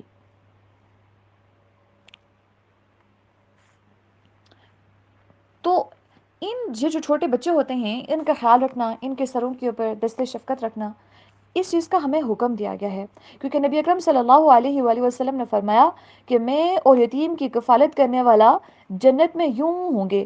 آپ صلی اللہ علیہ وآلہ وسلم نے شہادت کی انگلی جو انگوٹھے کے ساتھ انگلی ہوتی ہے وہ اور درمیانی انگلی کو ساتھ ملایا. اس قدر قربت نبی اکرم صلی اللہ علیہ وسلم کی نصیب ہو جائے جس کس وجہ سے کہ یتیم کی کفالت کرنی ہے. جو چھوٹے چھوٹے بچے آپ کے ولیج میں اگر کوئی عورت ہیں بیوہ ہو گئی ہیں اور ان کے چھوٹے چھوٹے بچے ہیں، آپ اپنی حیثیت کے مطابق اپنی طاقت کے مطابق ان کا خرچہ تھوڑا بہت اپنے اوپر لے سکتے ہیں. آپ کے پاس اگر منتھلی 100 روپے ہی بن جاتے ہیں نا، آپ 100 روپے کی کفالت ہی ان کی اپنے ذمہ لے لیں کہ 100 روپے کی جو چیز آتی ہے نا وہ میں ان کو انشاءاللہ تعالیٰ لا کے دے دیا کروں گی، تاکہ ان کے گھر کے اندر کم از کم 100 روپیہ، اگر دیکھیں کہ 500-600 لوگ 100 روپے ہی یتیموں کے اوپر خرچ کرنا شروع کر دیں گے تو یہ تو کتنا بن جاتا ہے. ہمیں چھوٹی چھوٹی لیول سے نیکیاں شروع کرنی ہوتی ہیں. ہم انتظار کرتے ہیں کہ میری جاب ہو جائے گی، میں جب سیٹل ہو جاؤں گی اس کے بعد میں اللہ کے راستے میں خرچ کرنا شروع کروں گی اور میں یتیموں کے اوپر خرچ کرنا شروع کروں گی. نہیں، ہمیں اس چیز کا انتظار نہیں کرنا ہوتا. اگر آپ کو لگتا ہے کہ کچھ ایسے یتیم بچے ہیں جن کو اگر ہم پیسے دے دیں وہ اس کو ضائع کریں گے، آپ ان کو ان کی کوئی چیز خرید کے دے دیں. یتیم بچے اگر پڑھ رہے ہیں تو چھوٹے بچوں کی اسکول کی فی کتنی ہوتی ہے؟ کم ہوتی ہے نا. تو ان کی فی آپ آدھی ان کی وہ پے کر لیا کریں، منتھلی بیسس پہ ان کو بتا دیں کہ جو آدھی فی ہے وہ میری طرف سے ہوا کرے گی یا ہمارے پورے گھر والوں کی طرف سے ہوا کرے گی. آپ اپنے والدین کو بھی اس چیز کے پر، بہن بھائیوں کو جو جاب ہولڈرز ہیں ان کو آپ موٹیویٹ کر سکتے ہیں کہ میں ان کی فی اپنے ذمہ لینا چاہتی ہوں، تھوڑی بہت میں کرتی ہوں، تھوڑی بہت آپ کر لیجئے. تو اس طرح سے ہم ہماری طرف سے مل کے پوری فی نہیں ہو سکتی تو آدھی فی تو ہو سکتی ہے. اب اس بچے کی آدھی فی کتنی ہوگی؟ 500-600 روپے. آپ کے پورے گھر والے مل کے 500 روپے نہیں ارینج کر سکتے ایک بچے کے لیے؟ کر سکتے ہیں نا. اس طرح سے کھانے پینے کا کوئی سامان ہو گیا، ہم 500 روپے ساری فیملی والے مل کے ہم ان کے اوپر خرچ کر دیں. اپنے دوستوں کو کہہ دیں کہ یار ہم مل کے نا منتھلی بیسس پہ 50-100 روپے ہی جمع کر کے ہم کسی یتیم کی کفالت کے اوپر خرچ کرتے ہیں. دیکھیں خرچ کرنا ضروری ہے. کیا حضرت ابوبکر صدیق رضی اللہ تعالیٰ عنہ کے پاس یا نبی اکرم صلی اللہ علیہ وسلم کے پاس بہت زیادہ مال تھا کہ وہ اللہ کے راستے میں خرچ کیا کرتے تھے؟ اس کا یہ مطلب نہیں ہے کہ ان کے پاس بہت تھا تو وہ اللہ کے راستے میں دیا کرتے تھے، جو آتا تھا وہ اللہ کے راستے میں دے دیا کرتے تھے۔ حضرت عائشہ رضی اللہ تعالیٰ عنہ کی بات پڑھی ہوگی، سنی ہوگی، بیٹھی ہیں، روزے کی حالت میں تھیں، ایک عورت آتی ہے، اس کے ساتھ 2 بچیاں ہیں چھوٹی چھوٹی، صرف کھجور کھانے کے لیے ایک ہی ہے، وہ اٹھا کے اس عورت کو دے دی۔ اس عورت نے کھجور کو توڑا، اس کے 2 ٹکڑے کیے اور دونوں پہ چھوٹی بچیوں کو دے دیے، اور ان دونوں عورتوں نے صبر کیا۔ ہمارے پاس جب تھوڑی بہت حیثیت ہوتی ہے، ہمارے پاس جب تھوڑا بہت پیسہ آ جاتا ہے، ہم کیا کرتے ہیں؟ ہم کہتے ہیں سب سے پہلے ہمارا گھر رینوویٹ ہو جائے، اچھا فرنیچر چینج ہو جائے، ہم نے نا گھر کا جو پینٹ ہے اس کو بھی چینج کروانا ہے، اس کے بعد پھر ہم نے اپنی ڈریسنگ جو ہے وہ تھوڑا سا برانڈ کی طرف جانا ہے کہ ہماری ڈریسنگ جو ہے اس طرف ہو جائے۔ ہر ایک چیز ہم اپڈیٹ کرنے کی کوشش کرتے ہیں۔ کیا ہم جتنے کے اندر، کیونکہ یہ ایسی چیزیں ہیں جن کے اوپر آپ کو ممانت نہیں ہے کہ آپ ان کو ٹھیک نہیں کر سکتے، کما نہیں سکتے، بٹ انسان کا مقصد یہ ہو کہ جب پیسہ آئے گا تو میں ان کاموں کے اوپر خرچ کروں گی، بجائے اس کے ایک نیت انسان یہ رکھے کہ جب پیسہ ہے اور جو تھوڑا بہت ہے وہاں سے سٹارٹ کریں۔ 10 روپے ہیں، آپ 5 روپے اللہ کے راستے میں دینا شروع کریں، یتیموں کو، مسکینوں کو، ان کے اوپر خرچ کرنا انسان شروع کرے۔ اگر 1 روٹی ہوتی ہے اس کو آپ ہاف ڈیوائڈ کر کے آپ وہ بھی دے سکتے ہیں۔ جو چھوٹی چھوٹی چیزیں نا یہاں سے ہم نے خرچ کرنا سٹارٹ کرنا ہے، تبھی جا کے تو ہم دیکھیے کھجور کا ایک ٹکڑا، کھجور کتنی سی ہوتی ہے، ایک کھجور بھی اللہ کے راستے میں ہم صدقہ کر کے، بلکہ اس کا ایک ٹکڑا بھی ہم اللہ کے راستے میں صدقہ کر کے نا تو جہنم کی آگ سے بچ سکتے ہیں۔ اللہ اکبر! کھجور کا ٹکڑا دینا مشکل ہے کیا؟ ایک کھجور، اس کو ہم کیا سمجھتے ہیں؟ تو آپ کو کیا لگتا ہے کہ جو ہم 5 روپے یا 1 روپیہ جو ہم اللہ کے راستے میں دیتے ہیں اس کی کوئی ویلیو نہیں ہے؟ لوگ کہیں گے کہ تمہارا 1 روپیہ کی کیا ویلیو ہے، لیکن اللہ کو پتا ہے کہ اس 1 روپے کی کیا ویلیو ہے۔ اگر 1 روپیہ دے کے انسان اللہ تعالیٰ اس کو جہنم کی آگ سے نکال دیں، تو وہ 1 روپیہ کیا اس پوری کائنات کو دینے کے برابر نہیں ہے، بلکہ اس سے بھی بڑھ کر نہیں ہے۔ کیونکہ انسان تو اس ٹائم پہ خواہش کرے گا نا کہ یہ جو دنیا ہے، مجھے مال بھی دیا جائے، مجھے بیٹے بھی دیے جائیں، مجھے میری والد والدہ، میرے بہن بھائی، میرے بچے، سارے کے سارے، اور جتنی بھی پوری جو کائنات ہے اس کے بھر کے برابر مجھے اگر مال دیا جائے، میں اس دن اپنی جان کو چھڑانے کے لیے سارا کا سارا دے دوں۔ آج ہمیں صرف 1 روپیہ نہیں دینا آتا، ہم کہتے ہیں کہ میرے 1 روپے سے کیا ہو جائے گا۔ دینے کی عادت ڈالنی ہے، 1 روپیہ ہی چاہے ڈیلی بیسس کے اوپر ہو۔ 1 روپیہ اگر ہم دے 30 دنوں کے بعد 30 روپے ہو جاتے ہیں۔ This is not that much difficult, بہت آسان ہے، ابھی ہمارے پاس موقع بھی ہے، نیت انسان درست رکھے اس کے اوپر۔ تو مال کو بھی خرچ کیجئے، اپنے اخلاق کو بھی خرچ کیجئے ایسے لوگوں کے اوپر جو آپ کے والدین ہیں، جو والدین میں ماں باپ، پھر نانی دادی، پھر اس سے اوپر والے جتنے بھی رشتے اور نیچے والے رشتے جاتے ہیں اس طرح سے، بلکہ صرف اوپر والے، پھر رشتہ داروں کے اوپر، قریبی رشتہ داروں کے اوپر بھی خرچ کرنا ہے، ان کے ساتھ بھی اچھا سلوک کرنا ہے، والیتامیٰ اور یتیموں کا خاص خیال رکھنا ہے۔ آپ کبھی سوچیں کہ آپ نے منتھلی 1 روپیہ آپ اپنے صدقہ باکس کے اندر ڈال رہے تھے یا جمع کر رہے تھے، اور مہینے کے بعد آپ کے پاس 30 روپے ہو گئے، اب آپ نے 30 روپے اللہ کے راستے میں دینے ہیں۔ آپ دیکھیں کہ بیوہ کون ہے، جس کے چھوٹے چھوٹے بچے ہیں، یتیم بچے ہیں، میں ان کو 30 روپے جا کے دے کے آؤں، یا وہ میرے گھر آئیں یا یہاں سے کہیں سے گزرتے ہوئے نظر آئیں، میں ان کو وہ 30 روپے دے دوں۔ عجیب لگتا ہے نا کہ میرے 30 روپے پہ ہنسیں گے لوگ، لیکن آپ کو کیا پتا کہ اللہ سبحانہ وتعالیٰ کس طرح سے جو ہماری ایک جو کھجور کا ٹکڑا یا جو بھی ہو اس کو اپنے ہاتھوں میں لے لیتے ہیں۔ اللہ اکبر! میرے 30 روپے اللہ تعالیٰ اپنے ہاتھوں میں لے رہے ہوں گے۔ وہ جو چیز ہم اس عورت کو دے رہے ہیں یا اس کے بچوں کو دے رہے ہیں، وہ اس کو نہیں دے رہے، ہم اللہ سبحانہ وتعالیٰ کے ہاتھ میں دے رہے ہوتے ہیں۔ اللہ کے ہاتھ میں، اتنی بڑی کائنات کا جو مالک ہے، جو رب ہے، اس کے ہاتھ میں ہم 30 روپے تھما رہے ہیں، اور وہ ہمارے ان 30 روپوں کو بڑھاتا رہتا ہے، قیامت تک وہ بڑھاتا رہے گا، بڑھاتا رہے گا۔ جیسے ایک چھوٹا بچہ ہوتا ہے نا جانور کا، جس کو پالتے ہیں گھر والے اور بڑے کرتے ہیں، بڑا کرتے بڑے کرتے ہیں، اس سے اللہ تعالیٰ انسان کے صدقے کو بڑھاتے رہتے ہیں، بڑھاتے رہتے ہیں۔ تو ہمارے جو 30 روپے ہیں وہ کیا پتا کتنے بڑے بڑے پہاڑ بن کے ہمارے سامنے ہیں، اور ہمیں لگتا ہے ہمارے 30 روپے سے کیا ہو جائے گا۔ پھر مساکینوں کے اوپر بھی خرچ کرنا ہے، مسکینوں کے اوپر بھی۔ اب مسکینوں کے اندر 2 قسم کے لوگ آ جاتے ہیں نا، ایک ہوتے ہیں مسکین، وہ جو بالکل بدحالی کے اندر ہوتے ہیں، بالکل فقیری کی حالت میں ہوتے ہیں، جو انسان کو سامنے دیکھ کے نظر آ رہا ہوتا ہے کہ یہ بندہ اس کے پاس تو پہننے کو، کھانے پینے کو کچھ بھی نہیں ہے، انکم اس کی کچھ بھی نہیں ہے۔ ایک تو یہ غریب ہوتے ہیں، یہ مساکین ہوتے ہیں ایکچولی۔ اور جو دوسرے ہوتے ہیں نا، دوسری قسم کے مساکین، جن کو اکثر لوگ اگنور کر جاتے ہیں، جن کے بارے میں اکثر لوگوں کو پتہ نہیں ہوتا. ویسے مسکین کی ڈیفینیشن یہ ہوتی ہے کہ انسان کے پاس اس کی ضرورت کے مطابق خرچ کرنے کے لیے نہ ہو، یا اس کی ضروریات کو پورا کرنے کے لیے ان کے پاس نہ ہو. یعنی کہ کھانے کی ضرورت ہے کہ وہ 1 کلو ان کو آٹا ضرورت ہے، لیکن ان کے پاس وہ افورڈ نہیں کر سکتے. اور اسی طرح سے ان کی ضروریات کے مطابق اگر انسان کے پاس نہ ہو، وہ اچھے طریقے سے اپنی ضروریات کو پورا کر سکے، وہ مسکین ہے. ہم کیا سمجھتے ہیں کہ جو راستوں کے اوپر بیٹھے رہتے ہیں، جو مانگتے رہتے ہیں، شاید جسٹ وہی مسکین ہے، وہی اس چیز کے حقدار ہیں، ہم نے ان کو دینا ہے. آس پاس کے لوگوں سے یہ جو دوسری قسم کے مسکین جن کے بارے میں آپ کو بتا رہی ہوں، یہ ہیں سفید پوش لوگ. اب ہم نے ان سفید پوش لوگوں کو بھی اپنے سوسائٹی سے، اپنے ٹاؤن سے، اپنے سٹی سے، اپنے آس پاس کے پڑوس سے ان کو تلاش کرنا ہے. آیا کہ ان کے دیکھیں بچے اتنے زیادہ ہیں، لیکن ان کے پاس تو ایک ہی بندہ ہے کمانے والا، تو ان کی گزر بسر کیسے ہو سکتی ہوگی؟ یہ تو کسی سے مانگ بھی نہیں سکتے، یہ مانگتے ہیں ہی نہیں، اور یہ لپٹ لپٹ کے سوال بھی نہیں کرتے. ان کو مشکل ہوتا ہوگا گزارا. دیکھیں آج کل کے دور میں کس قدر مہنگائی ہے کہ اچھا بھلا 2-3 لوگ جب ایک گھر میں کما رہے ہوتے ہیں، ان کے لیے مشکل ہوتا ہے. تو ایسے گھروں کے اندر سے جو ایک ہی مزدور ہے، جو صرف مزدوری کرتا ہے، اس کے لیے کتنا مشکل ہوتا ہوگا سروائیو کرنا. ہوتا ہوگا نا مشکل. تو ایسے لوگ جن کے پاس ضروریات زندگی مکمل نہیں ہو رہی، ان کی اچھے طریقے سے پوری نہیں ہو رہی، یا بالکل ہو ہی نہیں رہی، تھوڑی بہت ہو رہی ہیں اور باقی ہو ہی نہیں رہی، تو ایسے لوگوں کے اوپر بھی انشاءاللہ تعالی ہم نے خرچ کرنا ہے. ان لوگوں کے اوپر ہم نے احسان کرنا ہے. یہ ہمارے پاس آپشنل نہیں ہے. کچھ لوگ ہوتے ہیں جو قرآن کو پڑھتے ہیں، اس کے احکامات کو سمجھتے ہیں، قرآن پڑھنے کے بعد بھی وَبِالْوَالِدَيْنِ إِحْسَانًا پڑھ کے بھی والدین کے ساتھ انسان اگر بدتمیزی کرے، والدین کو کوئی ویلیو نہ دے، پھر وہ قرآن اس کے سینے میں اترا نہیں ہے، ابھی اس کے کانوں تک پہنچا ہے بس. اگر قرآن کو پڑھنے کے بعد، یہ احکامات پڑھنے کے بعد کہ وَذِي الْقُرْبَى وَالْيَتَامَى وَالْمَسَاكِينَ، ان کے ساتھ بھی ساتھ میں والدین کے ساتھ ساتھ ان لوگوں کے اوپر بھی احسان کرنا ہے.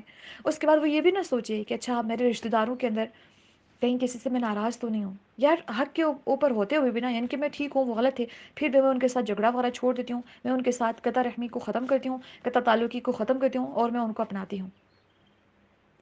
بس اس ڈیسیزن کو میں لیتی ہوں اور اس کو میں آن کرتی ہوں. بے شک مجھے جو اللہ کے لیے جھکتا ہے، جو اللہ کے لیے ذلیل ہوتا ہے، اللہ تعالیٰ اس کو ضرور بلند کرتے ہیں. تو میں اللہ کے لیے جھک جاتی ہوں. میں اللہ کے لیے جو رشتہ دار مجھ سے ناراض ہیں، جو دو دوست مجھ سے ناراض ہیں، میں آج ان کے ساتھ راضی نامہ کر لیتی ہوں. جو رشتہ دار ایسے ہیں جو مساکین کے اندر آتے ہیں، ان کی ضرورت پوری نہیں ہو رہی، میں ان کے اوپر خرچ کروں، کیونکہ رشتہ داروں کے اوپر خرچ کرنے کا ڈبل اجر ہے. ایک تو صلہ رحمی کا، دوسرا خرچ کرنے کا. یتیموں کو ڈھونڈوں، 30 روپے یتیموں کو دے دوں منتھلی، 30 روپے کسی بیوہ کو دے دوں، 30 روپے جو ہے وہ کسی مسکین کو دے دوں، 30 روپے جو ہے وہ میں کسی رشتہ دار کو، غریب رشتہ دار کو دے دوں. 100 روپے منتھلی بنتے ہیں اور اتنے سارے لوگوں کے اوپر خرچ ہو گئے یار. تو اس سے بڑی جو ایک انویسٹمنٹ ہے آخرت کے لیے، 100 روپے کے اندر ہم کتنے ساری فیملیز کو ایڈجسٹ کر رہے ہیں، اور اللہ تعالیٰ ہمارے اس 100 روپے کو اپنے ہاتھ میں لے رہے ہیں. یہ نہ دیکھیں کہ ہم کس کو دے رہے ہیں، بس اللہ کو دے رہے ہیں، اللہ تعالیٰ اس کو اپنے ہاتھ میں لے رہے ہیں، میرے لیے انف ہے. آج بھی اگر انسان ہم سب نیت نہ کریں کہ ہم نے انشاءاللہ آج ڈیٹ لکھ لیجئے، اس کے بعد آج سے جب منتھ پورا ہوگا، اس منتھ کے بعد میں نے 100 روپے اللہ تعالیٰ کے راستے میں دینے ہیں، اور ایک ہی بندے کو نہیں دینے کہ میں 100 روپے اٹھا کے ایک ہی بندے کو دے دوں.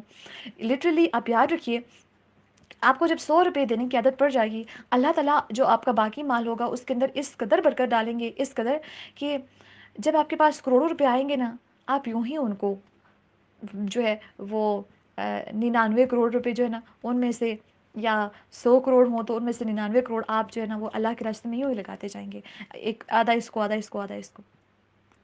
یہ جب مال کو روک کے نہیں رکھنا ہے، کیونکہ جب انسان مال کو روک کے رکھتا ہے تو اللہ تعالیٰ پھر اس کو گن گن کے جب خرچ کرتا ہے نا، اللہ تعالیٰ پھر اس کو گن گن کے دینا شروع کر دیتے ہیں.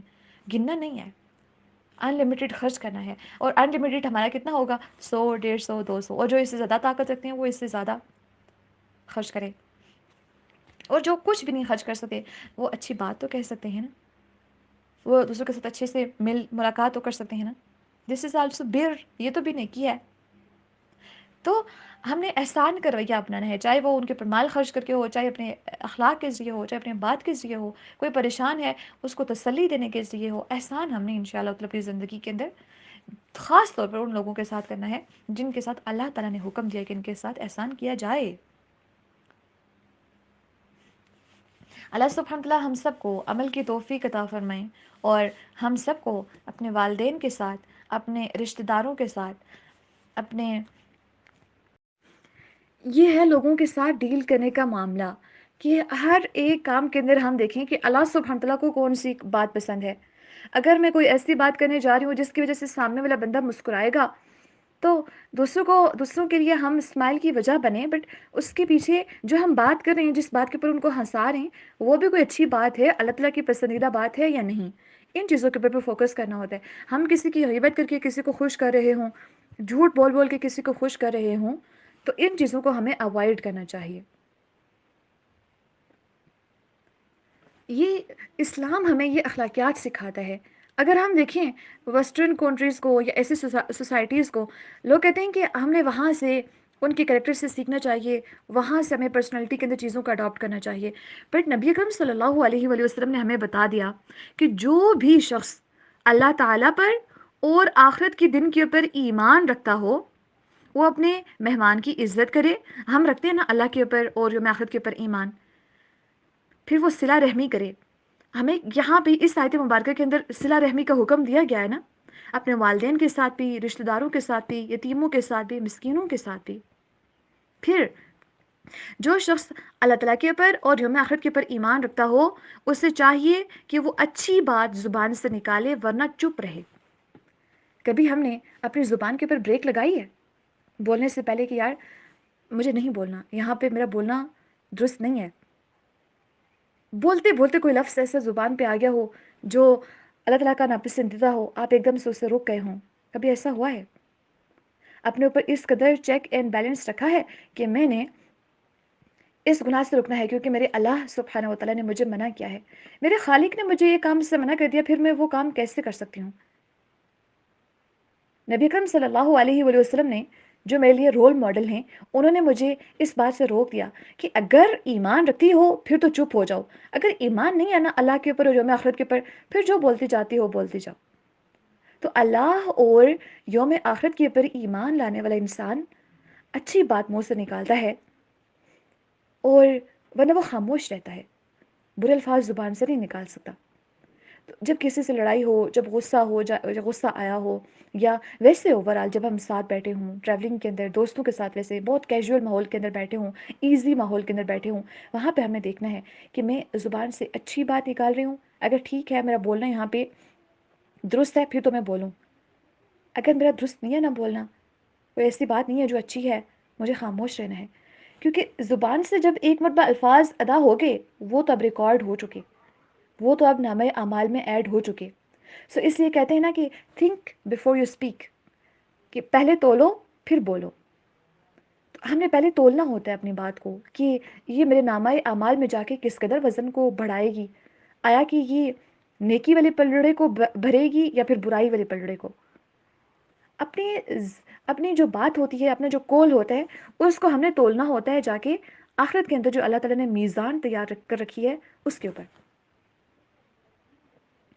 پھر جب اس میزان کے اوپر ہم تولتے ہیں، ہمیں لگے کہ یہ نیکی کے اندر نیکی والی میزان کو بھاری کرے گی، پھر تو ہم اس کو بول دیں. اگر نہیں تو پھر خاموش رہنا ہے، کیونکہ ہم نے برائیوں کے پلڑے کو بھاری نہیں کرنا اپنے لیے. جو قرآن ہمیں گائیڈ لائنس دیتا ہے، جو قرآن ہمیں آداب سکھاتا ہے، we have to change our behaviours with the آیاز آف ہولی قرآن.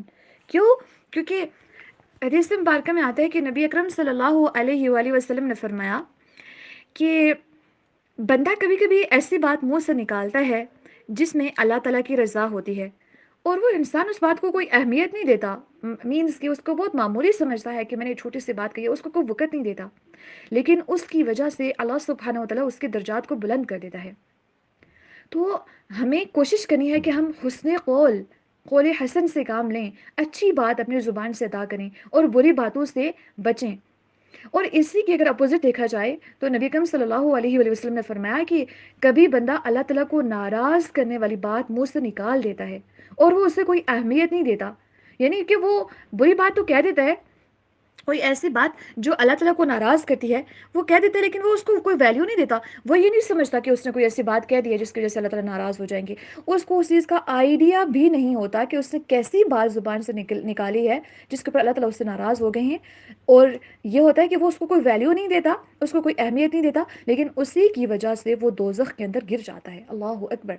ہماری بات، ہمارا زبان سے کوئی بھی لفظ نکالنا اس قدر امپورٹنس کا حامل ہے کہ اگر ہم اچھی بات کہیں گے اس کی وجہ سے ہمارے درجات بلند ہوں گے۔ تو جب بھی ہم بولنا چاہیں، ہم نے ان دو احادیث مبارکہ کو ایٹ لیسٹ اپنی زندگی کے اندر وہ پہلے تولو پھر بولو والی کیٹیگری کے اندر ہم نے لانا ہے کہ جب ہم تول رہے ہوں نا، ہمارے ذہن کے اندر یہ دونوں احادیث مبارکہ چل رہے ہوں کہ کیا یہاں پہ میں اچھی بات کر رہی ہوں یا پھر مجھے چپ رہنا ہے۔ اگر یہ ہو کہ اچھی بات ہے، مجھے بولنا چاہیے، اس کی وجہ سے دوسروں کو فائدہ ہوگا، بولوں گی، وہاں پہ بولیے، پھر وہاں پہ چپ نہ رہیں۔ نمبر 2 یہ کہ اس مقام کے اوپر خاموش رہنا ہے جہاں پہ لگے کہ یہ اللہ کی ناراضی والی بات ہے۔ اگر یہ ہو کہ اللہ کی ناراضی والی بات ہے، یہ مجھے جہنم میں گرائے گی، پھر ہم نے اس سے رکنا ہے۔ اور اگر یہ لگ رہا ہو کہ یہ اللہ تعالیٰ کو راضی کرنے والی بات ہے، میرے درجات کو بلند کرے گی، پھر وہاں پہ بولیں۔ اور پیچھے نیت بھی یہ ہو کہ میں اچھی بات کر رہی ہوں، اس کی وجہ سے میرے درجات بلند ہوں گے، اللہ سبحانہ وتعالیٰ مجھ سے راضی ہوں گے۔ لوگ کہ یہاں پہ یہ نہیں کہا جا رہا کہ ہم جب سوچ کے کچھ بولتے ہیں تو اس کے بعد پھر جو اللہ تعالیٰ کو بات ناراض کرتی ہے اس کی وجہ سے انسان جو ہے وہ جہنم کے اندر گر جاتا ہے، نہیں۔ وہ کوئی اس کو ایسی بات کہہ دیتا ہے انسان زبان سے اور اس کو بہت معمولی سمجھ رہا ہوتا ہے کہ میں نے تو کوئی ایسی بات کہی ہی نہیں ہے، اس کو کنسیڈر ہی نہیں کر رہا ہوتا، کسی خاطر میں ہی نہیں لا رہا ہوتا، اور اسی کی وجہ سے انسان جہنم کے اندر گر جاتا ہے۔ ہمارا کلام نہیں ہے، یہ جنت اور جہنم کا فیصلہ کرنے والی چیز ہے۔ ہماری بات صرف بات نہیں ہوتی کہ اس کو ہم نے بول دیا اور ہوا میں اڑ گئی، نہیں، ریکارڈ ہو رہی ہے، اس کی وجہ سے جنت اور جہنم کے فیصلے ہو رہے۔ We have to be much more conscious about our character, کہ ہمارا کریکٹر قرآن ڈیفائن کر رہا ہو کہ آپ نے کیا زبان سے بولنا ہے، آپ نے دوسروں کے ساتھ بیہیو کیسے کرنا ہے، آپ نے والدین کے ساتھ کس طرح سے رہنا ہے، رشتہ داروں کے ساتھ آپ نے کس طرح سے رہنا ہے۔ اور بات چیت، ہمیں پہلے تو حسن سلوک کے بارے میں بتایا گیا، اس کے بعد پھر بات چیت کے بارے میں بتایا گیا کہ آپ نے اب زبان سے کس طرح کے الفاظ نکالے ہیں۔ یہاں پہ جب ہم حسن قول کی بات کرتے ہیں تو جتنے بھی زبان کے گناہ ہیں وہ سارے کے سارے انسان سے چھٹ جاتے ہیں۔ کیوں؟ کیونکہ پھر ان کا کوئی سوال ہی نہیں پیدا ہوتا۔ جب ہم نے کمٹمنٹ کر لی انشاءاللہ تعالیٰ کہ ہم لوگوں سے اچھی بات کہیں گے اور ایسی بات جو مجھے جہنم میں گرانے والی نہ ہو، ہمیں اپنے کلام کے اندر کانشیس ہوں گے تو تبھی پتہ چلے گا نا، ورنہ تو ہم بہت سی ایسی باتیں کہہ جائیں گے جو کہ بہت زیادہ معمولی سمجھ رہے ہوں گے، بٹ ایٹ دی اینڈ وہ ہمیں جہنم کے اندر گرا رہے ہوں گے۔ یہ میرے الفاظ نہیں ہیں، نبی اکرم صلی اللہ علیہ وسلم کے الفاظ ہیں جن میں کوئی جھوٹ کا شبہ نہیں ہے۔ اگر ہم مزید حسن قول کو ڈیفائن کرنے کی کوشش کریں تو اس کے اندر ہمیں دیکھنا یہ ہے کہ اچھا، حسن قول کے اپوزٹ بھی کوئی چیز ہوتی ہوگی نا۔ جب اس سے بچوں گی، یعنی کہ جو زبان کے گناہ ہیں ان سے بچوں گی، تو پھر آٹومیٹکلی اس کی جگہ پہ زبان کی اچھائیاں ان کو ریپلیس کریں گی نا۔ اب زبان کے ذریعے ہم کس طرح کے گناہ کر رہے ہوتے ہیں جن کو ہم نے 100% اوائڈ کرنا ہے۔ سب سے پہلے جھوٹ بولنا چھوڑنا ہے، غیبت کرنا، چغلی کرنا، فحش بات کرنا، چیخ چلا کے بات کرنا۔ جب آپ سورہ لقمان کے اوپر پہنچیں گے نا، وہاں پہ انہوں نے، لقمان علیہ السلام نے اپنے بیٹے کو وصیت کی تھی کہ اپنی آواز کو بلند نہ کرنا، بلکہ ہلکی آواز میں نیچی آواز رکھ کے بات کرنی ہے۔ تو چیخ کے چلا کے بات نہیں کرنی۔ اپنے ساتھ کمٹمنٹس، بلکہ ان کو آپ کی اسائنمنٹ یہ ہے کہ یہ جو گناہ میں کاؤنٹ کروا رہی ہوں زبان کے ذریعے جو ہونے والے ہیں، آپ کمٹمنٹ کیجئے کہ آئندہ کے بعد میں یہ کام نہیں کروں گی، میں جھوٹ نہیں بولوں گی، غیبت نہیں کروں گی، چغلی نہیں کروں گی، فحش بات نہیں کروں گی، چیخ کے چلا کے بات نہیں کروں گی، لاغ باتیں نہیں کروں گی، کسی کو تانا نہیں دوں گی، گالیاں نہیں دوں گی، گانے وغیرہ یا ایسے جو لغو شاعری وغیرہ ہوتی ہے اس کو میں نہیں گاؤں گی، اپنی زبان کے اوپر نہیں لاؤں گی، کسی کے اوپر طنز نہیں کروں گی، کسی کی پرسنالٹی میں سے عیب نہیں نکالوں گی، ناحق بات نہیں کروں گی، کسی کو بددعا نہیں دوں گی، جھوٹی تعریف نہیں کروں گی، کسی کے اوپر لعنت ملامت نہیں کروں گی، کسی کے راز کو آؤٹ نہیں کروں گی، تہمت کسی کے اوپر نہیں لگاؤں گی۔ یہ ہیں زبان کے ذریعے گناہ ہونے والے: جھوٹ بولنا، تہمت لگانا، راز کھولنا کسی کے، اور لعنت کرنا، جھوٹی تعریف کرنا، بد دعا کرنا۔ آپ کو پتہ ہے راز جس طرح سے لوگ اسکرین شاٹس ادھر ادھر شیئر کرتے ہیں، یہ دوسروں کے راز آؤٹ ہو رہے ہوتے ہیں، دو بندوں کے درمیان میں سے جو بات ہوئی ہوتی ہے اس کو نکال کے تیسرے بندے تک پہنچایا جا رہا ہوتا ہے۔ تو ہر ایک طرح سے ان گناہوں کو ہم نے اوائڈ کرنا ہے۔ وَأَقِيمُوا الصَّلَاةَ وَآتُوا الزَّكَاةَ، نماز کو قائم کرنا اور زکوٰۃ کو ادا کرنا۔ آپ کو پتہ ہے نا، نماز کو جب ہم نے ادا کرنے کی، بلکہ جب ہم سورۃ الفاتحہ، سورۃ البقرہ جب ہم نے سٹارٹ کی تھی، اس کے سٹارٹنگ کی آیات کے اندر ہم نے دیکھا تھا کہ نماز کو قائم کرنے سے مراد کیا ہے۔ جب ہم متقین کی خصوصیات پڑھ رہے تھے تو نماز کو کس طرح سے ادا کرنا ہے، نمبر 1 یہ کہ پورے خشوع و خضوع، بلکہ پہلے تو 5 نمازیں وقت پر ادا کرنی ہے۔ پہلے نہیں، اسٹیپ وائز ہم دیکھتے ہیں۔ 5 نمازیں ادا کرنا، نماز قائم کرنا کسے کہتے ہیں؟ 5 نمازیں ادا کرنا۔ نمبر 2، ہمیشہ ان کو وقت کے اوپر ادا کرنا۔ نمبر 3، پورے خشوع و خضوع کے ساتھ نمازوں کو ادا کرنا، نمازوں کے پورے اراکین کو اطمینان کے ساتھ، سکون کے ساتھ ادا کرنا، جلد بازی نہ کرنا،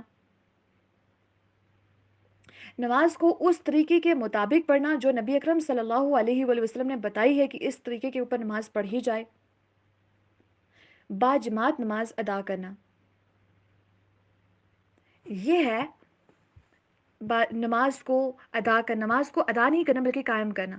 تو الحمدللہ آئی ہوپ سو کہ جو ہماری نماز کے اوپر سیریز ہوئی تھی، جو ہماری سیشن ہوا تھا اسپیشلی نماز کے اندر خشوع و خضوع کو بلڈ اپ کرنے کے لیے، اس کے ذریعے آپ نے کم از کم کوشش کی ہوگی کہ نماز کے اندر خشوع و خضوع آ جائے اور نماز ویسی ہو جائے جیسے کہ نبی اکرم صلی اللہ علیہ وسلم کی نماز ہوتی تھی۔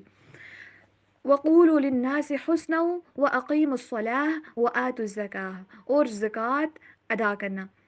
اب زکوٰۃ کیسے ادا ہوتی ہے؟ زکوٰۃ فرضی صدقہ ہے، یہ تو ہمیں پتہ ہے۔ ویسے جو نفلی صدقے ہیں تو ان کے بارے میں تو ہمیں معلوم ہے کہ کس کس کے اوپر خرچ کر سکتے ہیں، اور بلکہ اللہ تعالیٰ نے ان کو ڈیفائن بھی کیا ہے کہ مسکینوں کے اوپر خرچ کیا جا سکتا ہے، یتیموں کے اوپر خرچ کیا جا سکتا ہے۔ حدیث مبارکہ سے بھی ہمیں پتہ چلتا ہے آپ اپنی فیملی کے اوپر خرچ کر سکتے ہیں، ایون دیٹ آپ کو اپنی کوئی ضرورت ہے اپنی ذات کے اوپر خرچ کر سکتے ہیں، اس کے اوپر بھی اللہ سبحانہ وتعالیٰ نے اجر رکھا ہے۔ لیکن جو زکوٰۃ ہے نا، یہ فرض ہے اور اس کا ایک پراپر نصاب ہے۔ اگر وہ آپ کا مال، پیسے، کوئی اور جانور وغیرہ کوئی ایسی چیز ہے جو کہ اس ایکسٹینٹ تک پہنچ گئی ہے، اس نصاب کو پہنچ گئی ہے، پھر اللہ تعالیٰ نے زکوٰۃ کے مصارف بھی ڈیفائن کیے ہیں جو کہ آگے ڈیفائن ہوں گے انشاءاللہ تعالیٰ۔ تو ان مصارف کے علاوہ پھر کسی اور کو وہ دی نہیں جا سکتی، اور انہی کو ہی دی جائے گی، اور ساتھ ساتھ میں جتنا نصاب ہوگا اس کو اگر گزرے ہوئے سال اس کے اوپر گزر جائے، اس کو کمپلیٹ ہوئے ہوئے، اس نصاب کو پہنچے ہوئے، پھر وہاں پہ وہ والی زکوٰۃ ادا کی جائے گی۔ تو جس کے گھر میں اسپیشلی زیور وغیرہ پڑا ہو، یا کوئی ایسی چیز ہے جس کے اوپر بہت زیادہ مویشی وغیرہ ہیں جن کے اوپر واقعی میں زکوٰۃ لاگو ہو سکتی ہے، تو آپ ضرور کنسلٹ کیجئے علماء کرام سے اور ان سے پوچھیے کہ میرے پاس اتنا مال ہے، اس کی جو قیمت ہے پریزنٹ وہ اتنی بن رہی ہے، اور اس کے بعد پھر ہمیں گائیڈ کیجئے کہ اس کے اوپر کتنی زکوٰۃ بن رہی ہے، پھر اس کے بعد اس کے اوپر زکوٰۃ کو ادا کیا جائے۔ زکوٰۃ کو ادا کرنا ہمارے ریلیجن کے جو اہم اراکین ہیں، اسلام کے، دین اسلام کے، اس کے جو مین پلرز ہیں ان میں سے ایک یہ بھی ہے کہ نماز کے ساتھ ساتھ ادا کرنے کے ساتھ ساتھ زکوٰۃ کو بھی ادا کرنا۔ لیکن بہت سارے لوگ ایسے ہوتے ہیں جو اس چیز کو اتنی امپورٹنس نہیں دیتے، وہ کہتے ہیں کہ پتہ نہیں ہمارے پاس کتنا زیادہ مال آ جائے گا تو شاید اس کے بعد ہمارے اوپر زکوٰۃ لاگو ہو، حالانکہ شاید کہ ان کے اوپر زکوٰۃ لاگو ہو رہی ہوتی ہے۔ کیونکہ ان کے پاس کوئی ایسی چیزیں پڑی ہوتی ہیں جن کی پرائس، زکوٰۃ کی جتنی پرائس بن رہی ہوتی ہے اس کے نصاب تک ان کو پہنچ رہی ہوتی ہے۔ تو ایک تو زکوٰۃ کو ادا کرنا ضروری ہے، دوسرا یہ کہ زکوٰۃ کو ادا کرنے کی وجہ سے انسان کا مال بھی پاک ہوتا ہے۔ تو اسلام کے پلرز کو فلفل کرنے کے ساتھ ساتھ دار اسلام میں رہنے کے لیے یہ ضروری ہے، یہاں پہ سروائیو کرنے کے لیے ضروری ہے کہ جب زکوٰۃ فرض ہو جائے تو زکوٰۃ ادا کی جائے، اور اسی طرح سے زکوٰۃ ادا کرنے کی وجہ سے انسان کا مال پاک ہوتا رہتا ہے۔ ادروائز آپ اگر اپنے مال کے اندر ہم اگر ناپاکی رکھیں گے تو ہمیں پھر خلط ملط ہو جائے گا نا، سب کے پاک کون سا مال ہے، ناپاک کون سا مال ہے، اور ہم ناپاک مال کھائیں گے تو پھر ہماری عبادات کہاں سے پھر قبول ہوں گی باقی۔ اسی طرح سے سورہ توبہ کے اندر اللہ سبحانہ وتعالیٰ نے فرمایا کہ اور جو لوگ سونے اور چاندی جمع کر کے رکھتے ہیں، آج سب کو بڑا پسند ہوتا ہے نا کہ ہم یہ بھی زیور بنوا لیں، یہ بھی بنوا لیں اور ان چیزوں کو جمع کر کے رکھیں، جو لوگ، اور literally I have seen the people I've heard about the people جو کہ ان کی بچیاں بھی چھوٹی چھوٹی سی ہوتی ہیں اور ان کے لیے اس قدر سے زیورات انہوں نے بنا کے رکھے ہوتے ہیں اور ان کو یہ بھی نہیں پتہ ہوتا کہ ان کے اوپر زکوٰۃ بھی لاگو ہو رہی ہے. 3-4 بچیاں ہیں, آپ نے 4 بچوں کے زیور اتنا سارا جمع کر کے رکھا ہے, آپ خود سوچیں کہ اس کے اوپر کتنی زیادہ زکوٰۃ لاگو ہو رہی ہوگی اور آپ اس کو ادا ہی نہیں کر رہے اتنے عرصے سے. تو جو لوگ سونا اور چاندی جمع کر کے رکھتے ہیں اور اس کو اللہ تعالیٰ کے راستے میں خرچ نہیں کرتے, ان کو ایک دردناک عذاب کی خوشخبری سنا دو. جس دن اس دولت کو جہنم کی آگ میں تپایا جائے گا, پھر اس سے ان لوگوں کی پیشانیوں کو اور ان کی کروٹوں کو, یعنی کہ ان کی پیٹھوں کو, پہلوؤں کو, اور ان کی کروٹیں اور ان کے پہلو یہ داغی جائیں گی اور کہا جائے گا یہ ہے وہ خزانہ جو تم نے اپنے لیے جمع کر رکھا تھا. اللہ اکبر. اب چکھو اس خزانے کا مزہ جو تم جوڑ جوڑ کر رکھا کرتے تھے. یہ خزانہ جو انسان کما لیتا ہے یہ انسان کے لیے نہیں ہوتا. اللہ تعالیٰ کے راستے میں خرچ کریں گے, اللہ تعالیٰ مزید بڑھائیں گے مال کو, اس کو پاک بھی کر دیں گے اور برکتیں بھی عطا کریں گے. لیکن اگر ہم مال کو کماتے ہیں, مشکل ہوتا ہے مال کی محبت کے باوجود دینا, لیکن اللہ تعالیٰ کی محبت جب انسان کے پر زیادہ ہوتی ہے انسان کے اندر, اور اسے یہ پتہ ہوتا ہے کہ یہ جو مال میں خرچ کر رہی ہوں یہ اللہ تعالیٰ کا دیا ہوا ہے, اللہ تعالیٰ کا دیا اللہ تعالیٰ کے راستے میں اسی کے حکم کے اکارڈنگلی اسی کے بندوں کو دے رہی ہوں, تو اس میں مجھے کوئی مسئلہ نہیں ہونا چاہیے. تو جب انسان یہ سمجھتا ہے نا میں نے کمایا ہے, میری وجہ سے یہ ہوا ہے, وہاں سے پھر خرابی انسان کی سٹارٹ ہو جاتی ہے. اور کچھ لوگ اس قدر محبت میں شدید ہوتے ہیں کہ میرے شوہر نے مجھے دیا تھا, میں اس کے اوپر کبھی زکوٰۃ نہیں ادا کر سکتی, اور اس کو ہمیشہ جمع کر کے رکھ رہے ہوتے ہیں. تو یا کوئی کہتے ہیں کہ میرے والدین کی آخری نشانی ہے, لہٰذا میں اس کو اس کے اوپر نا اس کا چھوٹا سا پوائنٹ بھی کسی کو نہیں دے سکتی, لیکن دینا پڑتا ہے. اور اسی طرح سے صحیح بخاری کی اوتھینٹک حدیث مبارکہ ہے جو کہ حضرت ابو ہریرہ رضی اللہ عنہ روایت کرتے ہیں کہ رسول اللہ صلی اللہ علیہ وآلہ وسلم نے ارشاد فرمایا, جس شخص کو اللہ تعالیٰ نے مال دیا پھر اس نے زکوٰۃ اس میں سے ادا نہ کی. انسان کو مال مل گیا لیکن اس میں سے جو زکوٰۃ اس کے پر بن رہی تھی اگر وہ اس نے ادا نہ کی, تو قیامت کے دن اس کا وہی مال اس کے پاس بڑے زہریلے گنجے ناگ یعنی کہ سانپ کی شکل میں آئے گا. اللہ اکبر. تو گنجے ناگ کی شکل میں اس کے پاس آئے گا, اور کیسا ناگ ہوگا, اس کی دونوں آنکھوں کے اوپر 2 نقطے ہوں گے. ایسے سانپ اس بہت زیادہ زہریلا ہوتا ہے, اور یہ اس ناگ کے شدید زہریلے ہونے کی علامت بھی ہے. تو جس شخص کو اللہ تعالیٰ نے مال دیا لیکن اس نے اس مال میں سے زکوٰۃ کو ادا نہیں کیا, تو اس کے اوپر وہی مال جو اس کے پاس تھا وہ اس کے پاس ایک زہریلا گنجا اور بہت بڑا سانپ بن کے آئے گا. اس کی آنکھوں کے اوپر 2 ڈاٹس بھی ہوں گے. تو وہ کیا ہوگا کہ وہ ناگ جو ہے جو اس کا مال تھا ایکچوئل میں, وہ ناگ بن کے آ رہا ہے, وہ ناگ زکوٰۃ ادا نہ کرنے والے شخص کی گردن میں لپٹ جائے گا اور اس کے دونوں جبڑے پکڑے گا, یعنی کہ ان کو نوچے گا اور ان کو چیر دے گا اور کہے گا کہ میں تیرا مال ہوں, میں تیرا خزانہ ہوں جس کی تو نے زکوٰۃ نہیں دی تھی, آج اس کا عذاب بھگتو. اللہ اکبر. یہ مال جس کی محبت میں انسان پاگل ہوئے جا رہا ہے, دوسروں کو قتل کرنے کے لیے تیار ہے, مارنے کے لیے تیار ہے, دوسروں کو کسی بھی حد تک جانے کے لیے اخلاقیات سے جس قدر گرنا چاہے گرنے کے لیے تیار ہے, لیکن یہی مال اس کے ساتھ کیا رویہ کرنے والا ہے. اللہ اکبر. صحیح مسلم, یہ ہم صحیح بخاری کی حدیث مبارکہ دیکھ رہے تھے, صحیح مسلم کی حدیث مبارکہ بھی ایک ہے کہ جس میں حضرت زید بن اسلم رضی اللہ عنہ کہتے ہیں کہ ان کو بتایا گیا کہ انہوں نے حضرت ابو ہریرہ رضی اللہ عنہ کو یہ فرماتے سنا کہ رسول اللہ صلی اللہ علیہ وآلہ وسلم کا ارشاد ہے, کوئی سونا چاندی یا پھر جو بھی مال دولت رکھنے والا شخص ایسا نہیں ہے کہ اس کا حق یعنی کہ زکوٰۃ نہ دیتا ہو, مگر اس کا حال یہ ہوگا, یعنی کہ جس شخص کے پاس مال ہے اس کے پاس حق نہیں ہے کہ وہ دوسروں کی زکوٰۃ جو اس کو دینی ہے, دوسروں کا حق ہے اس کو اپنے پاس رکھے. اگر وہ ایسا کرتا ہے تو وہ کس حال میں ہوگا کہ جب قیامت کا دن ہوگا تو اس شخص کو عذاب دینے کے لیے اس سونے اور چاندی اور مال و دولت کی چھوٹی چھوٹی سی اور چوڑی چوڑی سی تختیاں, اللہ اکبر, کیا کیا جائے گا کہ اس سونے چاندی اور جو مال و دولت اس نے جمع کر رکھا ہے اس کی چوڑی چوڑی تختیاں بنا دی جائیں گی, اور پھر ان کو جو تختیاں بنائی گئی ہیں ان کو جہنم کی آگ پر تپایا جائے گا, ان کے خوب گرم کیا جائے گا. دیکھیے کہ سونا جب گرم ہوتا ہوگا یا دھاتیں ہیں جب گرم ہوتی ہیں کس قدر یہ شدید گرم ہوتی ہوں گی. پھر کیا جائے گا کہ جس شخص نے زکوٰۃ ادا نہیں کی تھی اس شخص کی کروٹ ان کے پہلوؤں کے اوپر, پیشانیوں کو, پھر اور اس کی پشتوں کو ان کے ساتھ داغا جائے گا. اللہ اکبر. اور جب یہ تختیاں ٹھنڈی ہونے لگیں گی تو ان کو دوبارہ سے آگ میں گرم کیا جائے گا، ان کو دوبارہ سے تپا کر گرم کیا جائے گا، اور یہ کام اس دن ہوگا جس کی مقدار 50,000 سال کے برابر ہوگی. یعنی کہ قیامت کے دن یہاں تک کہ جب بندوں کا فیصلہ ہو جائے گا تو اسے جنت یا جہنم کا راستہ دکھایا جائے گا. اللہ اکبر. یعنی کہ ابھی اس کے باقی اعمال کا حساب کتاب ہوا ہی نہیں ہے، یہ پوچھا ہی نہیں گیا کہ وہ جنت میں جائے گا یا جہنم میں. ابھی اس کے بارے میں کچھ ڈیسائیڈ نہیں ہوا، ابھی وہ اللہ کے سامنے حاضر نہیں ہوا، اس سے پہلے ہی اس کے ساتھ یہ معاملہ شروع ہو گیا ہے. تو زکوٰۃ کو نہ ادا کرنا لوگ کس قدر معمولی سمجھتے ہیں. خود کو بھی سمجھائیے، خود بھی دیکھیے، اور اگر آپ کے آس پاس کے لوگ ہیں جو آپ کے والدین، بہن بھائی جو شادی شدہ ہیں اور جو غیر شادی شدہ ہیں، ان کے پاس اگر اس قدر مال ہے جو زکوٰۃ کے نصاب کو پہنچ رہا ہے تو اس کو پھر آپ ادا کیجیے. یہ تھے وعدے جو بنی اسرائیل سے لیے گئے تھے. وَإِذْ أَخَذْنَا مِيثَاقَ بَنِي إِسْرَائِيلَ لَا تَعْبُدُونَ إِلَّا اللَّهَ. اللہ کے علاوہ کسی کی عبادت نہیں کرنی. الحمدللہ یہ ہم سے بھی یہ عہد لیا گیا ہے. تو ہم نے آج کے بعد اللہ کے علاوہ کسی کی عبادت نہیں کرنی، اللہ کے ساتھ کسی کو شریک نہیں کرنا، کسی سے تعریف کی امید یا تنقید سے ڈرتے ہوئے ہم نے کوئی بھی نیک عمل اس لیے نہیں کرنا. نمبر 2، والدین کے ساتھ احسان کرنا ہے. نمبر 3، رشتہ داروں کے ساتھ احسان کرنا ہے. نمبر 4، یتیموں کے ساتھ احسان کرنا ہے. نمبر 5، مساکین کے ساتھ احسان کرنا ہے. نمبر 6، لوگوں سے اچھی بات کہنی ہے. نمبر 7، نماز کو قائم کرنا ہے. نمبر 8، زکوٰۃ کو ادا کرنا ہے.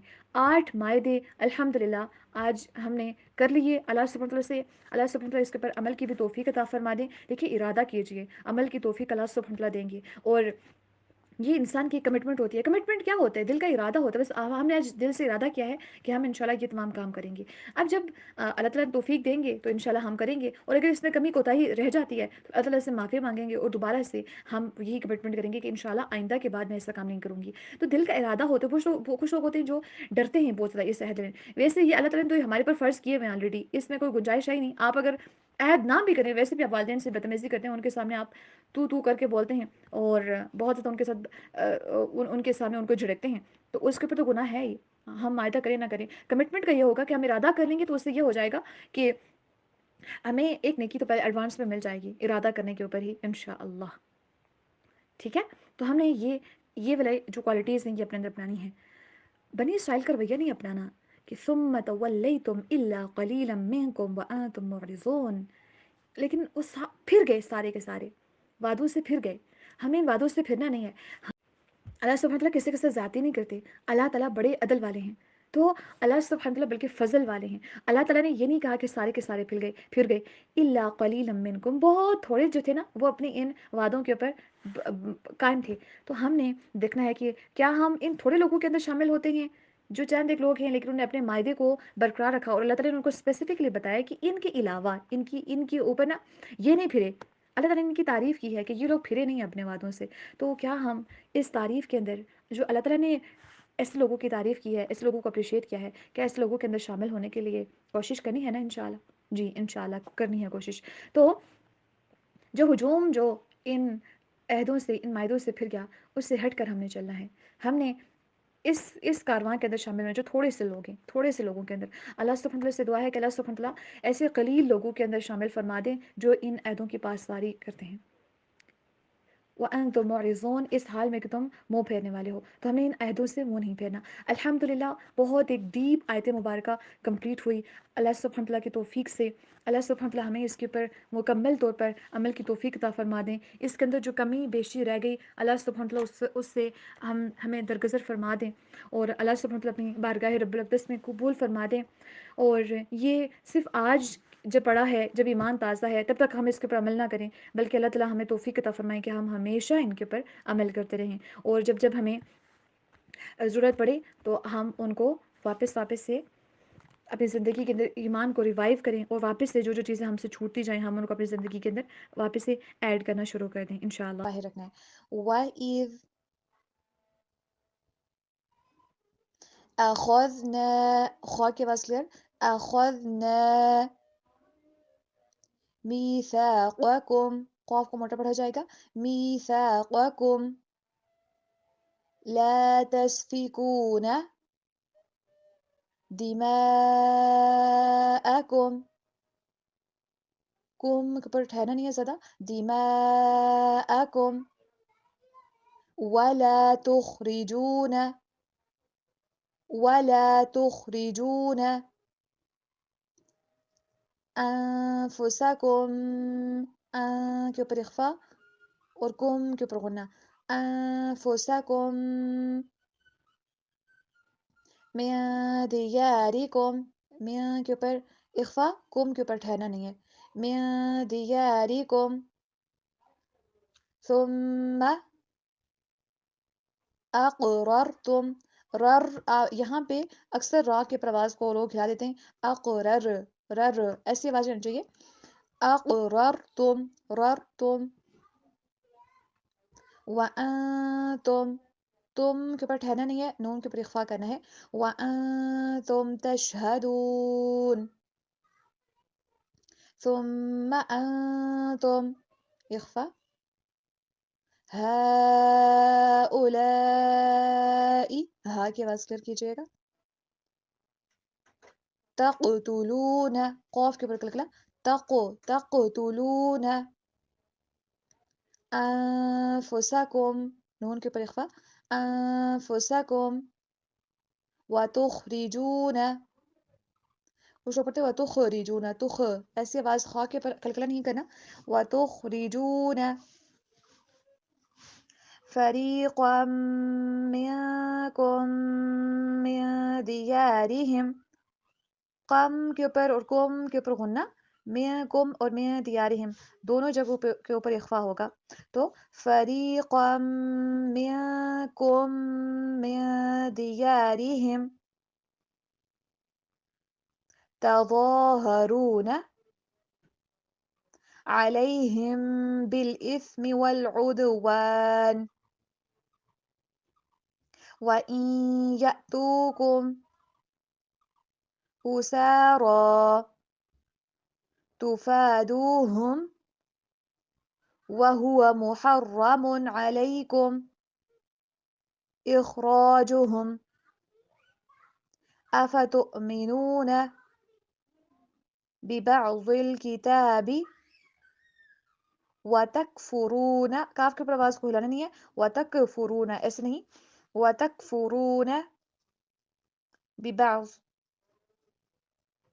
فما جزاء من يفعل ذلك منكم، اخفا کیجئے، الا خزي، یوں کے اوپر بھی اخفا، فی الحیاة الدنیا ویوم القیامة یردون الى اشد العذاب، با کے اوپر کلکلا، عذاب،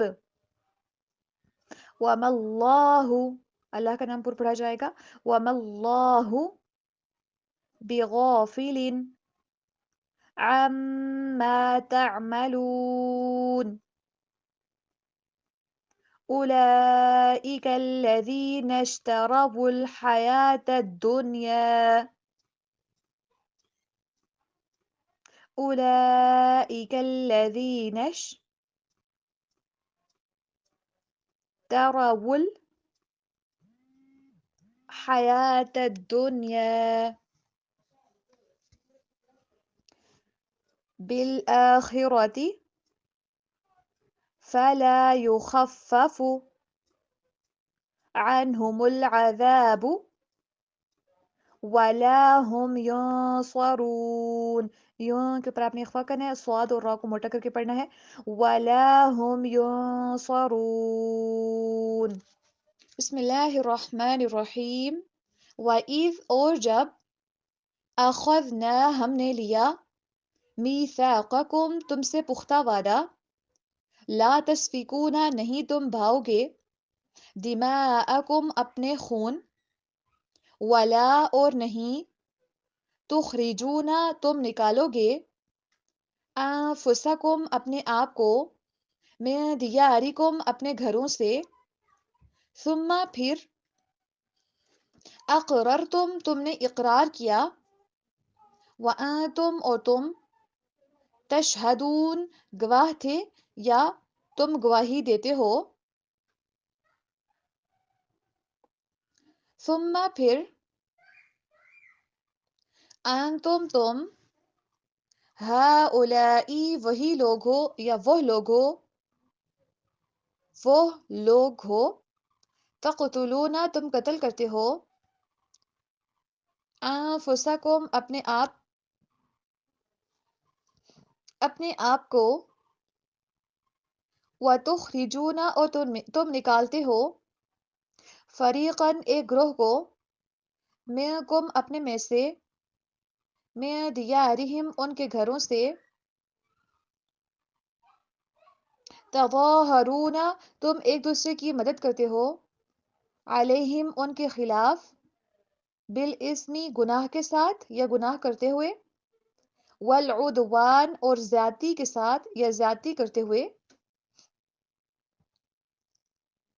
وَإِن يَأْتُوكُمْ اور اگر وہ آئیں تمہارے پاس، اسارا قیدی بن کر، تفادوہم تو تم ان کا فدیہ دیتے ہو، وہوا حالانکہ محرم حرام کیا گیا، علیکم تم پر، اخراجہم ان کو نکلوانا یا ان کا نکالنا، افتؤمنون کیا پھر تم ایمان لاتے ہو، ببعض الکتابی کتاب کے ایک حصے پر، وتکفرون اور تم کفر کرتے ہو، ببعض ایک حصے کا، فما جزاء پھر نہیں ہے بدلہ، من اس کا جو، یفعلو کرتا ہے یا کرے گا، ذالک ایسا، منکم تم میں سے، الا خزی سوائے رسوائی کے، فی الحیات الدنیا دنیا کی زندگی میں بھی یا دنیا کی زندگی میں، ویوم القیامہ اور قیامت کے دن، یردون وہ لوٹائے جائیں گے، الی اشد العذاب سخت عذاب کی طرف، وما اللہ اور نہیں ہے اللہ تعالی، بغافل بے خبر، عما اس سے جو، تعملون تم کرتے ہو، اولئک یہی لوگ ہیں، اولئک الذین یہی وہ لوگ ہیں، اشتروا جنہوں نے خریدی، الدنیا دنیا کی زندگی، بالآخرہ آخرت کے بدلے میں، فلا یخفف پھر نہ ہلکا کیا جائے گا یا پھر نہیں ہلکا کیا جائے گا، عنہم ان سے، العذاب عذاب، ولا ہم اور نہ ہی وہ، ینصرون مدد کیے جائیں گے، یا پھر ایسے بھی کر سکتے ہیں، ولا ہم اور نہ ہی ان کی، ینصرون مدد کی جائے گی۔ جیسے کہ اس رکوع کے سٹارٹ سے ہی ہم نے دیکھا کہ اللہ سبحانہ وتعالیٰ نے کس کس طرح سے عہد لیے تھے بنی اسرائیل سے، اور بنی اسرائیل نے پختہ وعدہ کیا تھا کہ ہاں یہ ہم کام کریں گے، سمعنا و اطعنا، لیکن بعد میں پھر وہ اعراض کرنے والے تھے، منہ پھیرنے والے تھے، لیکن سارے کے سارے ثم تولیتم وہ پھر گئے تھے، اور صرف چند ایک جو تھے وہ ان وعدوں کے اوپر کاربند تھے۔ یہی وعدے ہم سے بھی لیے گئے ہیں کہ ہم نے ان وعدوں کی پاسداری کرنی ہے، جو کہ ہم نے 83 نمبر آیت کے اندر الحمدللہ جو عہد کور کیے ہیں، تو ہم نے ان سے پھرنا نہیں ہے، ہم نے بنی اسرائیل کی طرح اعراض نہیں کرنا۔ یہاں پہ ایک اور عہد، ایک اور معاہدے کا تذکرہ ہے آیت نمبر 84 کے اندر، وَإِذْ أَخَذْنَا مِيثَاقَكُمْ لَا تَسْفِكُونَ دِمَاءَكُمْ وَلَا تُخْرِجُونَ أَنفُسَكُمْ مِنْ دِيَارِكُمْ ثُمَّ أَقْرَرْتُمْ وَأَنْتُمْ تَشْهَدُونَ۔ اب ان سے وعدہ کون کون سا لیا گیا تھا؟ نمبر 1، لا تسفکون دماءکم، اپنوں کے خون نہیں بہانے، ولا تخرجون انفسکم، اور جو اپنے پیارے ہیں ان کو اپنے گھروں سے نکالنا نہیں ہے۔ لیکن انہوں نے کیا کیا کہ اقرار تو کیا، اور اس چیز کے وہ گواہ بھی تھے کہ وہ اس بات کا اقرار کر چکے تھے۔ آج ہمارے اوپر بھی دوسروں کا خون حرام ہے، کسی کو ناحق قتل کرنا ہمارے لیے بھی جائز ہماری شریعت کے اندر بھی نہیں ہے۔ اگر دیکھا جائے تو کس قدر ہماری سوسائٹی کے اندر قتل ہو رہے ہیں، کسی کی حرمت کو پامال کرنے کے سے اس کا قتل ہو رہا ہے، اور گھروں سے نکالنا بھی دوسروں کو، یہ بھی ہماری سوسائٹی کے اندر بہت زیادہ کامن ہے۔ ہم پہلے سنا کرتے تھے بہت دور سے کہ کسی بھائی نے دوسرے بھائی کو قتل کر دیا، کسی ماں نے اپنے بچوں کو قتل کر دیا، کسی باپ نے اپنے بیٹے کو قتل کر دیا۔ ایسی سٹوریز جب ہم سنتے تھے، بڑا خوف بھی کھاتے تھے اور حیرت کا بھی اظہار کرتے تھے کہ آج کل کی سوسائٹی میں بھی ایسا ہوتا ہے کیا؟ یہ تو بہت جاہلوں کی باتیں ہیں، بلکہ عرب سوسائٹی کے اندر تو ایسا ہوتا تھا کہ بچوں کو زندہ دفن کر دیا جاتا تھا۔ تو اپنوں کو قتل کرنا منع کیا گیا، اس کام سے روکا گیا اور پختہ عہد دیا گیا کہ تم اپنے اپنے لوگوں کو قتل نہیں کرو گے۔ اس کے پیچھے ایک بیک گراؤنڈ سٹوری ہے، جو یہودیوں کے 3 قبائل تھے، ان کے بارے میں بھی انشاءاللہ ہم دیکھیں گے۔ بٹ اگر جنرلی اوورآل دیکھیں تو کیا آج کل کی سوسائٹی میں قتل کامن نہیں ہو چکے؟ ہم اگر اپنی آس پاس کے لوگوں کے اندر دیکھیں، وہ بھی کیا ایسے کاموں کا ارتکاب نہیں کر رہے ہوتے؟ اسپیشلی جو آج کل کی فیمیلز ہیں، اور جو ویسٹرن کنٹریز نے ابارشن کا سسٹم انٹروڈیوس کروایا ہے، اور اس کو اپنا حق سمجھ کے اپنے بچوں کی جان نہیں لے رہی ہوتی،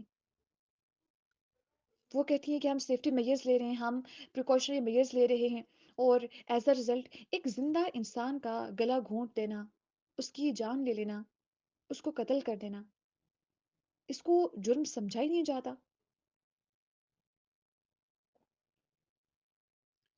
یہ ہماری سوسائٹی کے اندر یہ چیز بہت زیادہ کامن نہیں ہو گئی؟ اس چیز کے اوپر ضرور غور کیجیے گا۔ آپ کو اپنے آس پاس بھی بہت سی ایسی فیمیلز نظر آئیں گی، یا ایسے میلز نظر آئیں گے جو فیمیلز کو کہتے ہوں گے کہ ہمیں اب مزید اولاد نہیں چاہیے، جس کی وجہ سے وہ سارے سسٹمز کو کلوز کروا دیتے ہیں، اور یہ بھی اولاد کو قتل کرنے کے برابر ہی ہے۔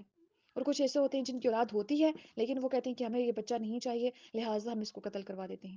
کچھ ایسے ہوتے ہیں جو کہتے ہیں کہ ہمیں بچی چاہیے تھی، بچہ کیوں ہے، یا بچہ چاہیے تھا، بچی کیوں ہے، تو اس کو قتل کروا دیتے ہیں۔ اور ان کے ذہن میں یہ بھی نہیں ہوتا کہ ہم کسی کو قتل کروا رہے ہیں، وہ تو اسے نارمل سمجھتے ہیں۔ دیکھیں کہ ایک انسان، ایک جان جس نے اس دنیا کے اندر آنا تھا، اس نے پتہ نہیں اس کائنات کے اوپر کیسے کیسے کام کرنے تھے، اس نے کہاں سے رزق تلاش کرنا تھا، کہاں پہ اس کے رشتے بننے تھے، کہاں کہاں پہ اس کی کہاں کہاں تک نسلیں آگے چلنی تھیں، کہاں کہاں اس نے موو کرنا تھا، اس کو دنیا میں آنے سے پہلے ہی اس کا خون کر دیا جائے، کہ یہ قتل نہیں ہے؟ یہ تو بہت سنگین قتل ہے۔ ہم نے اگر اپنی سوسائٹی کے اندر ایسے لوگ، اگر ایسے فیمیلز میلز کو بھی نظر آتے ہیں، ہم نے ان کو اس چیز سے روکنا ہے۔ کہتے ہیں بچے دو ہی اچھے، جبکہ اسلام کی تعلیمات بالکل اس کے ٹوٹلی اپوزٹ ہیں۔ لٹرلی ہمیں ہماری کلاس کے اندر ہی ہمارے اسٹوڈنٹس میں سے ایک فیمیل تھیں جنہوں نے ایسا کام کروایا، اور اس کے بعد وہ بہت زیادہ تکلیف کے اندر تھی، بہت رو رہی تھی۔ ایک بچے کا قتل کر کے وہ کہتی ہیں کہ شاید اس کی پیدائش ہو جاتی اتنی تکلیف نہیں ہوتی جس قدر میں ابھی تکلیف کے اندر مبتلا ہوں۔ صرف وہی نہیں، ہماری آس پاس کے سوسائٹی کے اندر میں نے پرسنلی لوگوں کو دیکھا ہے جو کہ ایسے کام کر رہے ہیں۔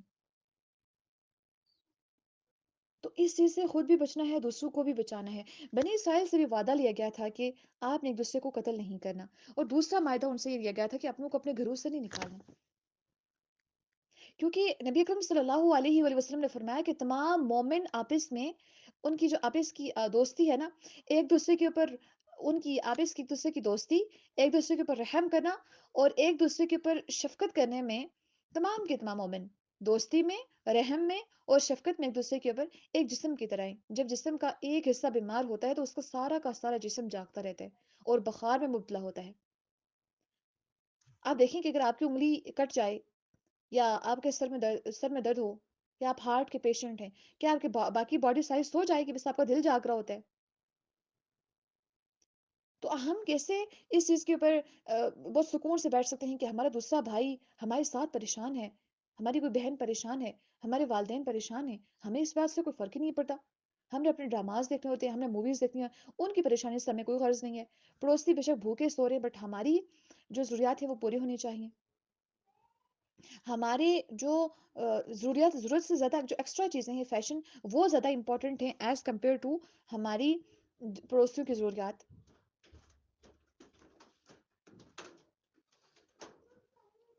تو ان سے یہ جو 4 عہد لیے گئے تھے کہ قتل نہیں کرنا، گھروں سے نکالنا بھی نہیں ہے، ایک دوسرے کے خلاف مدد بھی نہیں کرنی ہے، اور فدیہ دے کے جب آئیں تو چھڑا دینا ہے۔ 4 ان سے معاہدے لیے گئے تھے جو نیکسٹ آیت مبارکہ ہے، کیونکہ آج کی کلاس تھوڑی سی لمبی ہو رہی ہے، اس کو ہم یہاں پہ کلوز کرتے ہیں۔ 85 جو آیت ہے اس کے اندر ہمیں پتہ چلے گا کہ یہ بیسیکلی آیت کن لوگوں کے بارے میں نازل ہوئی تھی۔ مدینہ کے اندر یہودیوں کے جو قبیلے رہتے تھے نا، ان کے اندر بڑی لڑائی جھگڑے عرب کے اندر چلتے رہتے تھے، تو ان کے حوالے سے تھا۔ اور پھر دیکھیں گے انشاءاللہ کہ وہ کس طرح سے ایک دوسرے کے خلاف مدد کیا کرتے تھے، کس طرح سے اپنوں کو قتل بھی کیا کرتے تھے۔ پھر جب قیدی بن کے اپنے ہی ان کے پاس آتے تھے، ان کو فدیہ دے کے چھڑاتے تھے، اور یہ کہتے تھے کہ ہمیں اللہ نے حکم دیا کہ ہم فدیہ دے کے چھڑائیں۔ پہلے تو ان کا قتل کرنا اللہ تعالیٰ نے حرام کیا ہوا تھا، ان کو گھروں سے نکالنا بھی حرام کیا ہوا تھا۔ پہلے 2 معاہدے توڑ کے جب فدیہ کی بات آتی تو تیسرا معاہدہ مانتے تھے، تو اللہ تعالیٰ نے فرمایا کہ کیا تم کتاب کے ایک حصے کے اوپر ایمان لاتے ہو، دوسرے حصے کا کفر کرتے ہو؟ ایسا کریں گے تو دنیا کے اندر بھی رسوائی ہے، اور آخرت کے اندر بھی سخت عذاب کی طرف لوٹایا جائے گا۔ اس کو ہم انشاءاللہ ڈیٹیل کے اندر دیکھیں گے۔ آج کے اتنا ہی، اللہ تعالیٰ سے دعا ہے کہ اللہ سبحانہ وتعالیٰ ہمیں سمجھ کر قرآن کو اس کے اوپر پڑھنے کی اور اس کے اوپر عمل کرنے کی توفیق عطا فرما دیں، اور اسپیشلی جو ماڈرنزم کے نام کے اوپر، یا پتہ نہیں ہیلتھ کیئر کے نام کے اوپر، یا کس چیز کے اوپر، یا کس چیز کو ذہن میں رکھتے ہوئے جو آج کل سوسائٹی کے اندر قتل ہو رہے ہیں، پھر اوور آل چھوٹی چھوٹی سی بات کے اوپر بھائی نے اٹھ کے بہن کو قتل کر دیا۔ کتنے سارے کیسز پاکستان کے اندر یہ رجسٹر ہو رہے ہوتے ہیں کہ آج ماں نے اپنے بچوں کو آگ لگا کے ان کو قتل کر دیا، کتنے سارے بچوں کو پھینک دیا پانی کے اندر، دریا کے اندر بہا دیا۔ کتنے سارے ایسے لوگ ہوتے ہیں جو پالیٹکس کے اندر آ کے ایک دوسرے کی دشمنی کے اندر ایسا کام کر جاتے ہیں، اور کتنا ایسا ہوتا ہے کہ سمجھ آتی ہے کہ بس بھائی نے بہن کو شوٹ کر دیا، یا بہن نے بھائی کو شوٹ کروا دیا، یا بہن نے کسی کے ساتھ مل کے بھائی کو قتل کروا دیا۔ یہ ساری چیزیں ہمارے اوپر حرام ہیں۔ ہم دیکھیں گے انشاءاللہ کہ کسی ایک جان کو قتل کرنا کس طرح سے پوری انسانیت کو قتل کرنے کے برابر ہے۔ ایک ماں جو اپنے بچے کو ابارٹ کرواتی ہے، اس کو مروا دیتی ہے، ایک بچے کو نہیں بلکہ ایک پوری کی پوری انسانیت کو قتل کر دیتی ہے وہ۔ اس سے ایک انسان جو کسی کو قتل کرتا ہے، پوری کی پوری انسانیت کو قتل کرتا ہے۔ اور آگے ہم انشاءاللہ قرآن مجید کے اندر بھی دیکھیں گے ہم کہ کن لوگوں کے اوپر اللہ تعالیٰ غضبناک ہوتا ہے، جو قتل کرتے ہیں ناحق کسی کو، ان کے اوپر بھی اللہ تعالیٰ کا غضب نازل ہوتا ہے۔ تو ہم تو روزانہ سورۃ الفاتح میں دعا کرتے ہیں کہ الہی ہمیں ایسے لوگوں میں شامل نہ کیجیے گا جن کے اوپر آپ کا غضب ہوا ہے۔ اللہ سے دعا ہے کہ اللہ سبحانہ وتعالیٰ ہمارے صغیرہ اور کبیرہ گناہوں کو معاف فرما دیں، ہمارے ہمیں اپنے والدین کے لیے صدقہ جاریہ بنا دیں، ہمیں قرآن کو ہمارے لیے صدقہ جاریہ بنا دیں، قرآن کو قیامت کے روز ہمارے لیے باعث حجت بنا لیں، عذاب قبر سے بچنے کے لیے قرآن ہماری مدد کرے۔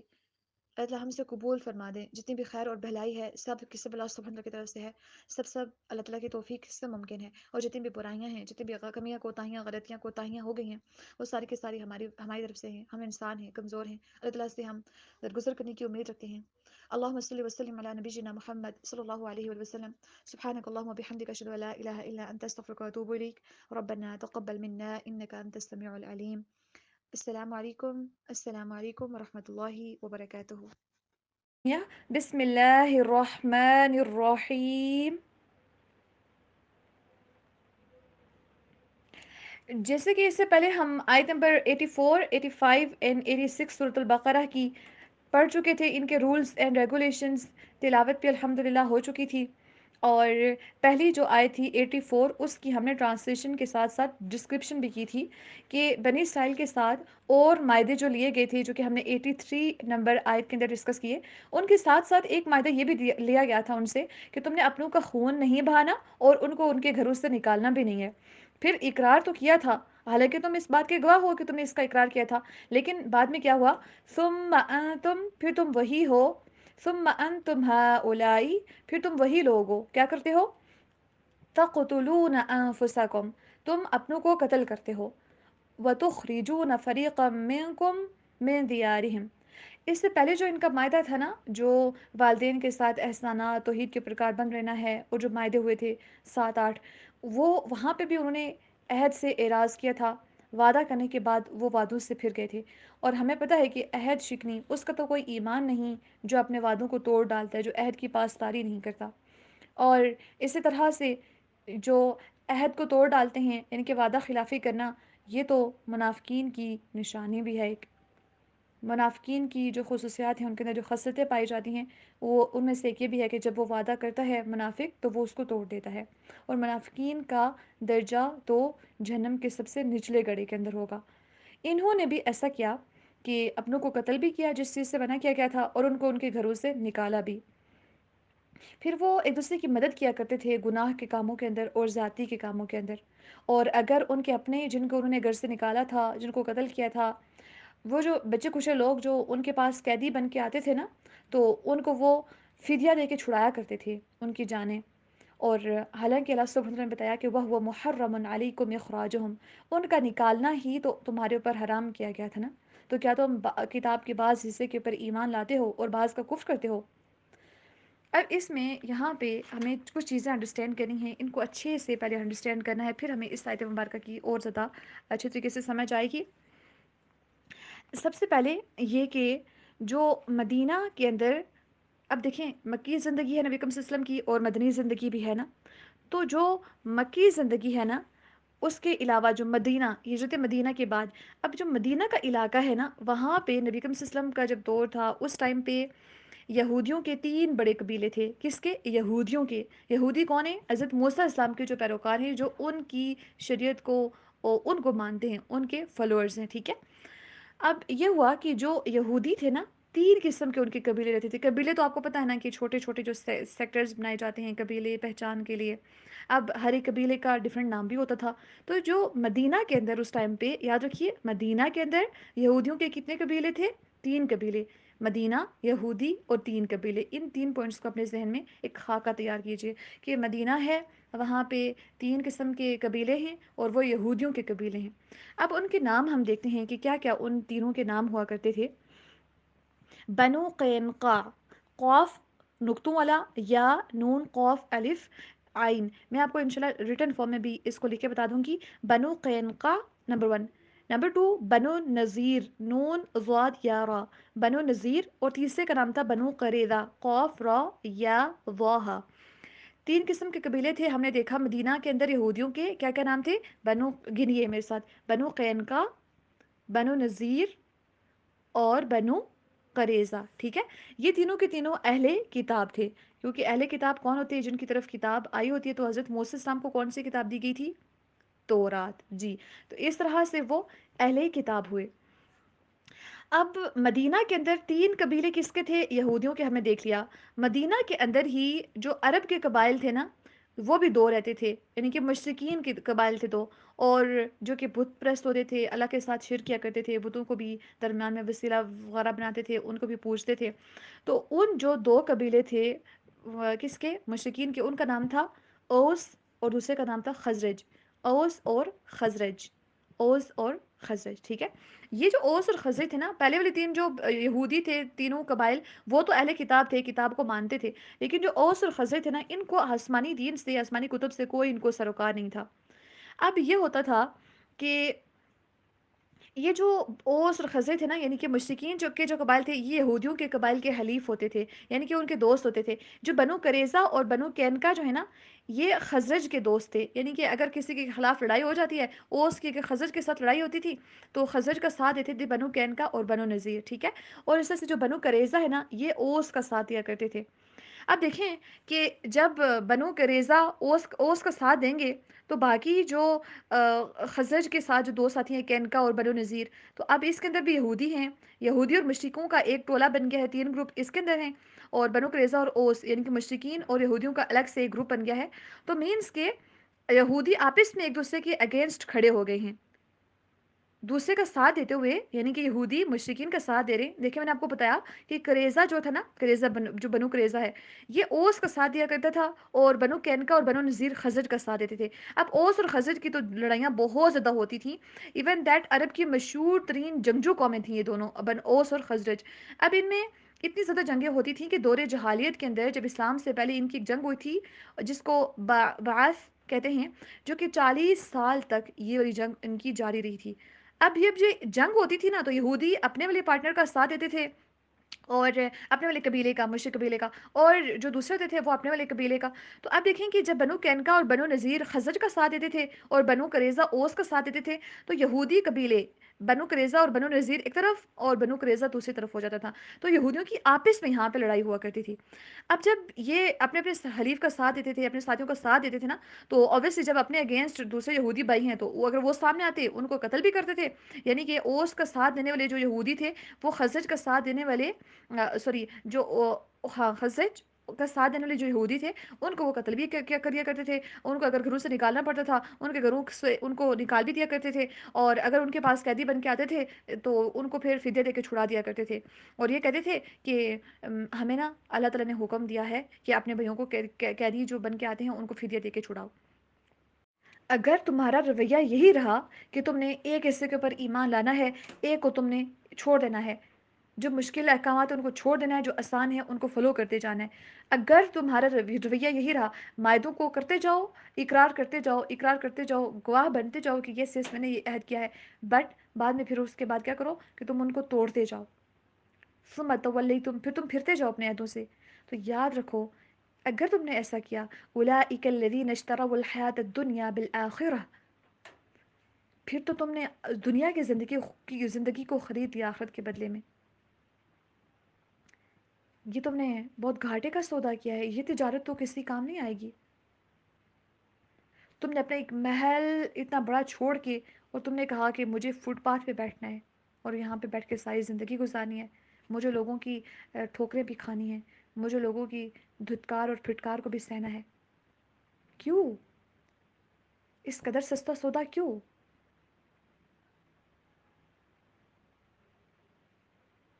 فلا يخفف عنهم العذاب ولا هم ينصرون, اس کے بعد پھر کوئی عذاب ہلکا نہیں کیا جائے گا, کوئی مدد بھی نہیں کی جائے گی.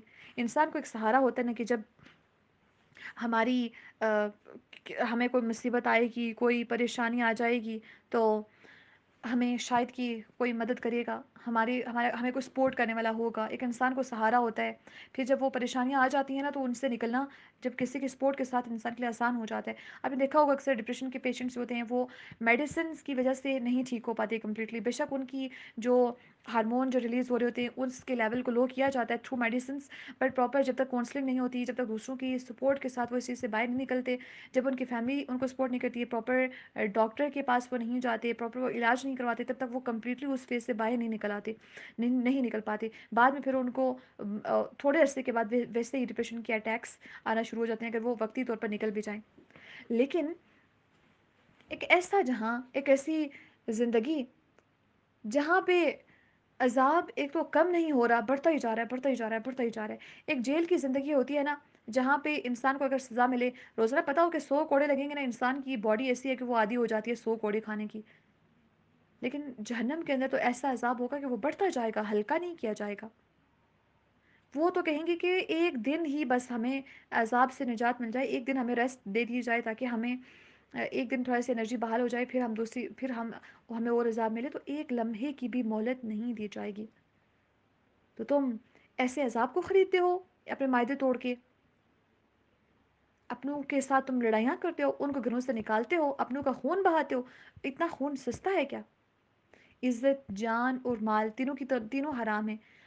کچھ انسانوں کا قتل گلا گھونٹ کے نہیں کرتے, وہ ان کو شوٹ کر کے نہیں کرتے, وہ ان کو ذبح کر کے نہیں کرتے, ان کی عزتوں کا خون کرتے ہیں, ان کی حرمتوں کا خون کر لیتے ہیں. وہ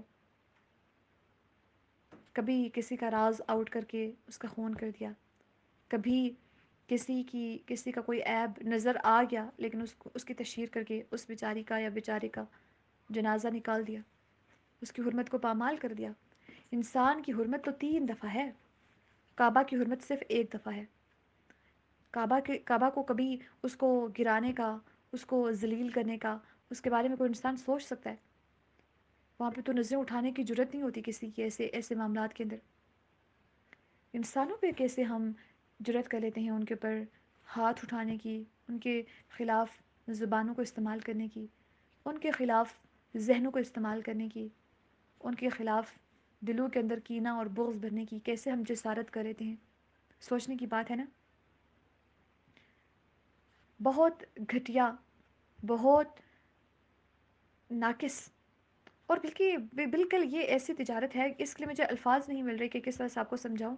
انتہائی انتہائی انتہائی نقصان والا سودا ہے جو ایسے انسان کرتے ہیں کہ آخرت کو کمپرومائز کر لیتے ہیں دنیا کے بدلے میں, دنیا کو لے لیتے ہیں, آخرت کو چھوڑ دیتے ہیں.